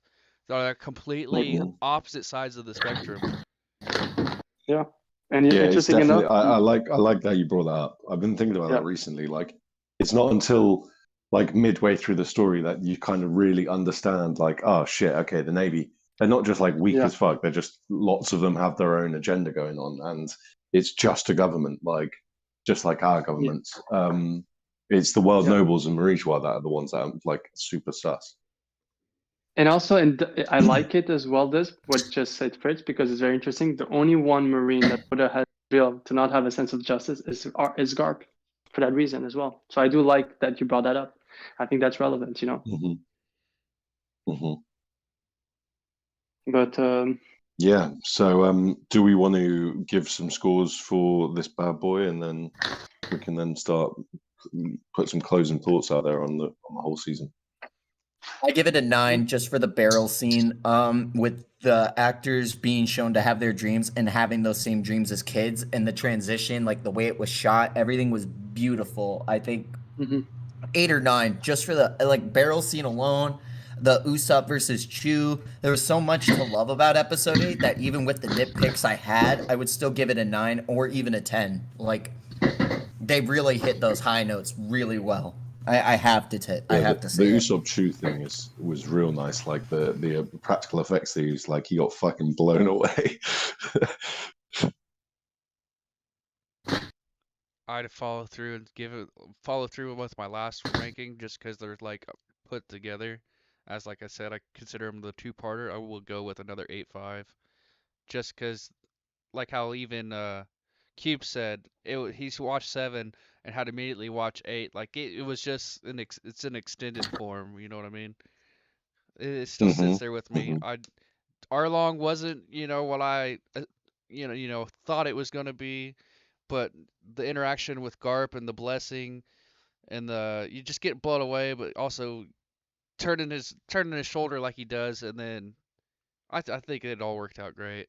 I think it sets a high precedent over what people need to be doing for their live actions. Everything following through to this episode, and like what we're going to expect to see in the near future, it's just magic, bro. 8.5. I'll like double down on what you're saying. I'll give it a 9. Like pretty much for what you're saying. Like it's live action, and I know I shouldn't really judge it on that, but like this is different. This has changed it. It's the finale of the first season. There's tons of these little tiny moments in the episode as well. Like kind of Fritz touching it, that like a projecting what's going to be going on in the future, and like what we're going to be feeling and seeing and stuff like that. So I'm going to have to give it a 9, and that's biased, but fuck it. Yeah, what a banger. What a banger. Yeah, so mine will be very controversial maybe, or we'll see. But so the whole thing for me for this live action, and that's why the episode was more important as the most important one, is that we also needed to have the first season, but also a pivot that would get people hooked for season 2. And I love like the first part of episode 8, but I think the ending of it, with the bounty, with everything, with the Easter eggs, if is getting into it. So for that reason, and I think like the smoker reveal at the end, for that reason, I'm giving it a score of 10 out of 10 because it achieved what it was supposed to do, get people hooked for season 2 as well. Just for that. I can I can destroy some of the stuff, like there's some of the all-along stuff, but I think the added stuff of Garp, the speeches, the Kobe stance, even though I did have the first time I said you know what, it does fit with the character, so I'm going to be open-minded about it. And then the ending for me is like, even the Shanks crew, the reaction was even better than at least in the anime. Like Lucky Root jumping in, taking it from Shanks, like it's not just Shanks waiting for Luffy, they're all waiting for Luffy. So yeah, it's a 10 out of 10 for me. Heavy, Yeah. big score. Big score. Josh? Yeah. I think for me it's 8 out of 10 because I think the first half of the episode they try to cram way too much in it. Yeah, this episode would be the best one to be split in 2. Yeah. I agree with that and the last one as well. Yeah. Yeah, but the rest is just perfect. The second half. Mm-hmm. And Cody, did you give yours?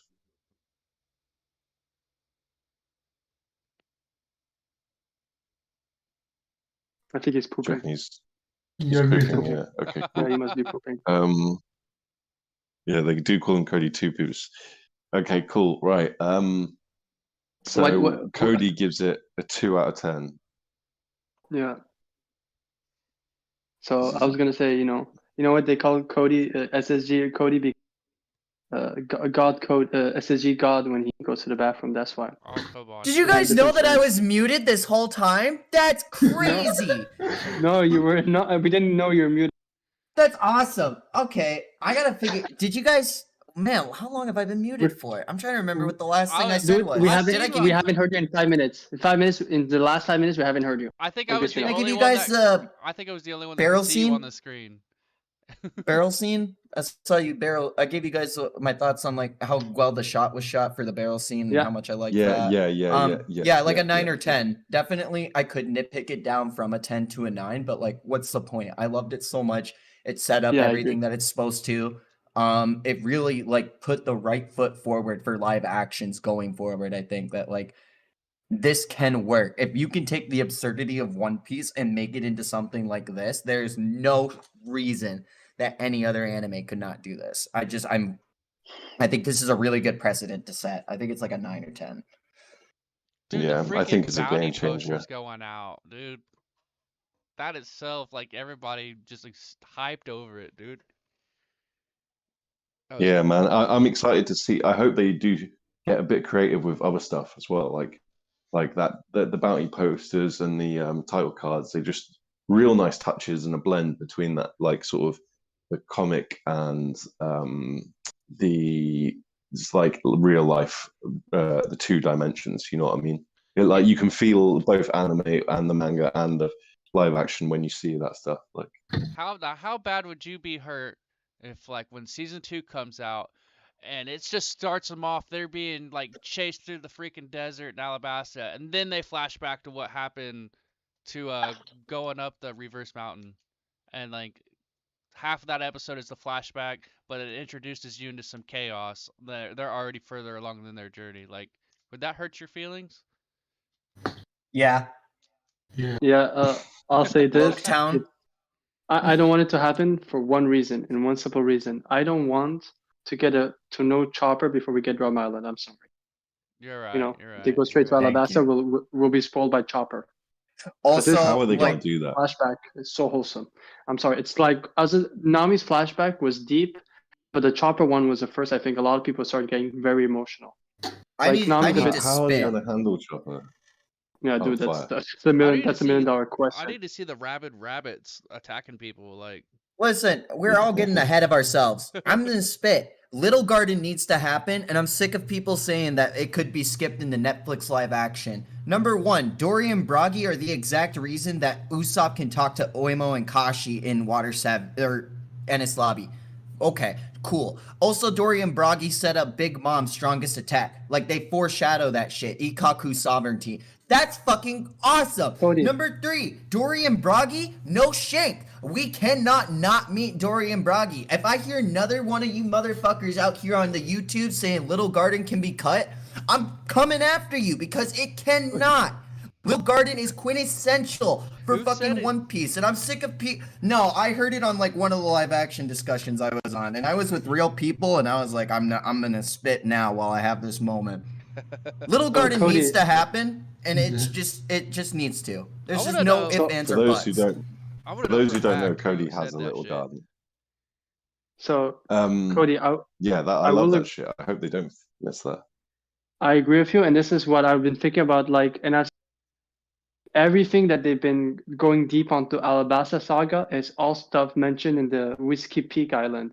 And the only thing that's left in Whiskey Peak is the Zoro that could done on any other island. And the reason why I think Little Garden, and I think all the points you said are important, but there's one important information. Nami Mr. gets Prince. bitten. No, Oh. Nami gets bitten by an ancient insect which forces them to go to Drum Island to find for a doctor. Number 3. And that's when they meet Chopper. Yeah. Like, if you don't think, yeah, all of those stuff, but let's not forget, Little Garden is a segue to go Drum Island. They would I'll have to take- find a different storyline because to go to Drum Island, they were not planning to go there. It was because Nami was sick. So yeah, I don't see Little Garden being skipped for that reason. And Number this is three. why I don't think season 2 is gonna go right into Alabasta. I think if anything, season 2 is just a lead up to Alabasta, and it'll leave us with season 3 for Alabasta, like getting to the actual island of Alubarda Really? and everything. Yeah, I don't think that they could cut enough to make it to Alabasta and give us everything in Alabasta and make us all Like, I happy. don't see the need. I don't see the need. Like, you've got Baroque works. Like, I you've wouldn't got mind them Reverse slowing Mountain. the fuck down. Like, Laboon. yeah, for real. Like all of that stuff, and then like the last scene or the closing scene of or the last episode, you just have the whole Miss Wednesday thing being Vivi If they and like can- that tying into it'd be kind of Alabasta as an disappointing. introduction to the next season. It'd be disappointing for them to like set up already getting to the Grand Line and then not taking their time with it after they've gotten to the Grand Line. Yeah, hmm I do I agree. think they should focus on the seasons at hand. They shouldn't like start booking shit in. Like that's what happened to Game of Thrones. You know, they were like, "Oh fuck it, we'll just do 8 seasons now." And it's like, well, we kind of want you Yeah. to do more than there. It's like just focus on what you got right now. Make season 2 sick. Don't rush it too much.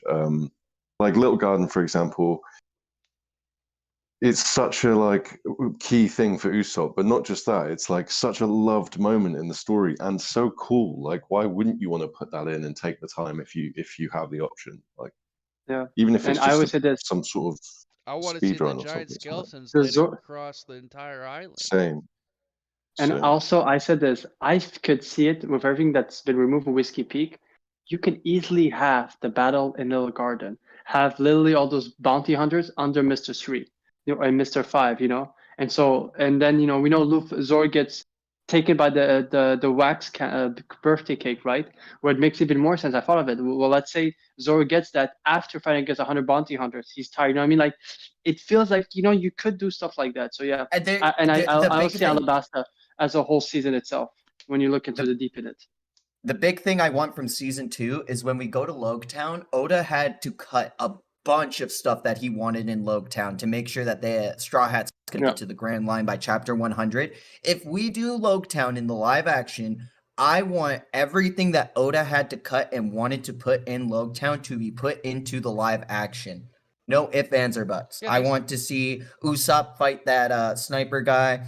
I want to see Zoro looking around for all the swords. I want to see what everyone is doing there. I don't want anything cut. I want to see the flashback in the bar where freaking Luffy's Yes, getting his with the milk. bar, Yeah. and then he sees Roger. Yes. Like Don't, that has man. got to be so. There's so much more to explain there. There's so much more to do with there. Like, Yeah. God. And then I would agree with you. Like, do you have the pride of these giants on the line? You can't cut that. the pride Yeah. itself, That's kind of and then what your expectations Yeah. for all other giants in the future. Like, what the fuck? Cutting that would be just completely. yeah. Just go ahead and close shop. Like Go even ahead if and shut her even if they down. do something clever or like subtle with it, like I'd be happy if they spent more time in Logtown and they cut more of Little Garden, but you still get this teaser of like, whoa, what the fuck is that? Like some huge, which is the two weapons coming together, and like just this fucking shockwave or something, and you just see bits and bobs of that, like, and then have Usopp talking about it, maybe like a lie or something like that that they don't believe. He's like, no, like trust me, like. See, Yeah. but like my problem with that is like Soga King has to know Dory and Bragi to be able to convince Oimon and Kashi that they are allies so that they can get through Exactly. Enies Lobby. It is a pivotal fucking moment. And I mean, I know that Well, like it's probably going to come up again in the manga as well. Like it's definitely like What are they integral gonna to do his with character. Laboon though? Like, oh my god, I don't this even is know what gonna they're be No, gonna do. crazy they'll do sauce. Laboon. They're going to Dude, do. I they think they'll did do the, Laboon. the Sea Beast. Look how it was the Sea Beast. I think they could do Laboon. No, I do. I Yeah. get. I I think they're get going to that, do but Laboon like, well. they're gonna go inside of this thing. There's gonna be their whole adventure. The I've seen Pinocchio, okay? Wait, didn't one of the posters have Laboon on it? No, I don't think so. Like I don't coming out of the remember. water? Like, okay, cool. No, But yeah, what I I think they'll do Laboon well, personally. yeah. And what I'll say, why I do agree with what Dead and Fritz and Cody said about season 3 only being Alabasta, and I've said this. Crocodile's introduction brought him so much to the story. Poneglyphs, Nico Robin, like 18 Weapons, Pluton. I don't see them doing Alabasta in 3 episodes, and just this stuff cannot be added in one go. It has to be hinted throughout the season. You know what I mean? Like the importance of it. And I would rather have it a full season of going into Alabasta's the island of Alabasta of everything going on is big enough for 8 episodes for an entire season. There's so much stuff happening. Just in Yuba with Toto, the Kozo's father. And like Crocodile, like you Yeah. say, how rich he is as a character. That is a whole season right there. Like Yeah. Rockworks and Alabasta, like such a Yeah. sick opportunity to take one season and like that could really be a hallmark of like TV. You know what I mean? Green Day Like has some mentions be in our Alabasta. in our chat. She has some mentions in our chat from executive producers. One of them from Becky Clementis. We have definitely had more thorough conversations about where they would go with season 2, and should have the opportunity, and then less extensive conversations about where we would go for season 3 to 6. The one thing I would say is we would be unified in the parts of the manga that are absolutely cannot be eliminated. Like, for real. They're trying to go for 12 seasons. Yeah, it says so. Yeah, hopeful stuff. I mean, like we just got to keep our fingers crossed. But I mean, at the end of the day, everyone in this conversation, I think, are happy with that fucking first season we got, and we didn't believe that was going to happen anyway. So, and everything else is a bonus, really. I just feel bad for all the haters that are still trying to stick on their hate. Like, let it go, Yeah. bro. Like, you lost this one. It's true, and not many people foresaw it, but it's happened. Mr. Orange. There's a lot of people who won't admit to like this was a great success and it was a great thing for One Piece altogether. People still stuck on their high horses on it. Josh, did you give your score for the final episode? You did, didn't you? Yeah, an 8 out of 10. Okay. Yeah, you did say. Okay, cool. So, right, before we tie up and shoot off and stop giving shitty takes, has anyone got anything else they want to say about the season as a whole, or season 2, season 3, all the way up to season 12, the manga, the story, the anime, Oda? Fill your boots. I just want to thank all of the actors, the set production, and everyone, all the fans who helped work and make this wonderful piece of art come to life in the One Piece live action. Netflix, pay your actors, pay your workers. They made this, and you should be happy that they made this for you, because this was done on the backbones of fans, and you can tell. So Netflix needs to pay their staff. Yeah. I Thank you to think, everyone yeah. involved. Yeah, I think Cody said it the best. It's important, especially in a story like One Piece. Where everybody deserves the same rights as everyone else. So it's so on point. So yeah, I agree on that. And no, and also I'll say this. You know what? I'm happy. I'm genuinely happy is that after all those hard years of hard work, Oda is getting his very own year where everything is winning for him, between the anime, the live actions, the manga. manga. The What manga you is going to a eating? point where even he's all his interviews says how he's so happy that he's now where he's wanted to be for a very long time in the story. That's where now because we can see now with the sorry Fritz for you, but I'm not going to spoil. But like with this recent arc, we could see the big pivot. He's taking an entire time for the whole storyline and then just showing the fights, something he used to do before. But now, but since Punk Hazard, he had to do a middle of all of them and a balance of all of them, because he needed certain fights, under their belt, feats. So I'm happy for Yeah, Oda, and now honestly. all the information's out there now. Yeah. In chapter 1000 plus, like he's just dropping nukes every chapter and revealing the story. Yeah, so I think I'm happy that he's So finally don't having worry. the flowers he I was deserves. going to say, don't worry. Only 992 episodes to go for people who haven't read it. Yeah, that's true. But yeah. But And, yeah. Any other closing thoughts before we shoot off? have you guys seen the meme of someone showed the Nami and the Shiroshi casting for the future? The Vivian and the Shiroshi casting for the future, and it's just Emily Rudd with a wig, with wigs, Yeah. with the wigs of the color. Because the whole thing, a lot of women in One Piece look like Nami, the face wise, if you change the Hey, hairstyle. that's so true. That's Yeah. so true. So they just did like, I think they did another one. I think Rebecca or someone else they did as well, or something like that. But yeah, they put as a characters who have some similarities to Nami, and they said, yeah, that's Vivi with blue hair. It was Emily Rudd. I think it'll be the post time skip booba that'll probably surprise a lot of the fans. Yeah. Okay, boys. So anyone want to plug your links? Cody, do you want to start with you? Plug your shit as always. Alrighty. Hey guys, I'm Cody. If you like these spicy takes or if you want to see any more, go hop over to my TikTok at SSJ8Cody and be sure to come to my Twitch tomorrow for One Piece D&D episode 6, where they're gonna fight a goblin that's hopped out on drugs. It's crazy. It's going insane. Wow. It sounds Cody, can you plug me as well, please? Yeah, you should go find Den Kushi anywhere you want to on the Last Arc Discord. If you want to find him on the Last Arc Live, you can find him there, or on the Last Arc YouTube channel. Den is always hiding, but if you add him, he'll come out of the shadows like a goddamn motherfucking shadow creature. He just peels out of that bitch like a kid coming out of a swimming pool. You'd think there's nothing in there, and then bam, he's there. So you can find Den if you pray really hard or just add him. Or guys, Thank if you you very want much. to, I'll give you a secret to get Den. Just come on the Discord and you just type and you tag him and you just write "Go D Roger," and you will summon Den. I'll be like, that's so unfair. Like, yeah, I'll be like, what? Is there something new? Like coming out of the cave. He'll just I've not been appear. editing for weeks. Yeah. God. But yeah, Savage. Fritz. just glad to be here. Ready for your Happy to be along with all my fellow members here. We've definitely got a solid pirate crew, many members and affiliates, and love everybody here in this chat. Love everybody here on the in the scene.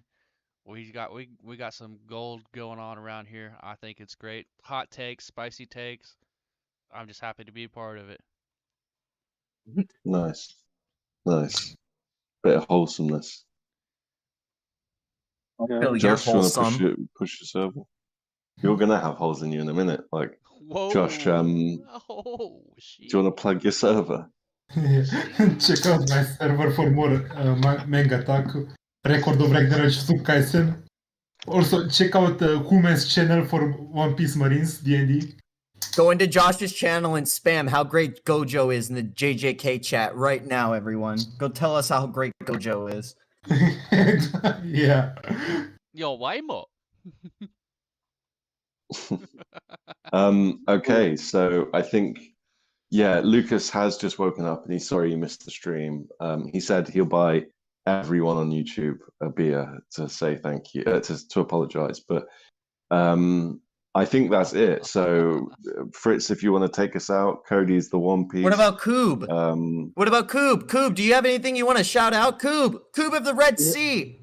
Of course. Okay. Well, you know what? It's I'm Cube gonna of the shout Red out Beyblade to you. a very special Discord and a YouTube channel called The Last Arc. For those who don't know them, they're the best. We're a great team. You know, we're a family. You know, we love, you know, doing streams. You know, dropping theories. We have some spicy stuff, especially coming from Denden pretty soon. You should also, you know, that's why you should also follow Denden Kushi's channel, because you know, we always say if you follow Denden, you have to follow TLA, and if you follow TLA, you have to follow Denden. However, you're not obliged to follow Cody. I'm just kidding. I'm just kidding for that. Oh, yeah. damn. Just that part. But no, but honestly, guys, I want to appreciate everyone for being there. Also for the staff members of TLA who couldn't be there but have been in the chat. You know, Vexus, 3Day, Yeah, 3Day, Grand Vex, Line thank Brown, you. Smokey as well. You know, we've been Smokey, seeing you thank guys a you. lot. You know, appreciate it. But yeah. And yeah, honestly, and I wasn't out there for the first part, the first streams on the live action. But honestly, I think we'll do more of, you know, talk of the live action in the future. But two great streams, guys. You guys have been great as well. Give yourselves pats on the back. Except Cody. That's No, I'm it. just We kidding. like it. We like it. What's with this hate, bro? He's literally trying to shout you out. Don't- What's with the Fritz, hate? Fritz, I I'm wouldn't, just messing with once him. It Coop just like gets that. hooked on a target, he doesn't let go. Like, okay, yeah, you guys have been amazing. Some of your takes have been awful, which is great, and some of them have been less awful, which is even better. So, I think we've given some fair scores out, even though they're biased as fuck. And yeah, we'll see everyone for season 2. But in the meantime, you can catch us this week for some other sort of stream, which we'll post on the community posts. Gold Rogers the man, and Fritz, take us out, please. Absolutely. Bye. Have a good Bye-bye, guys. time.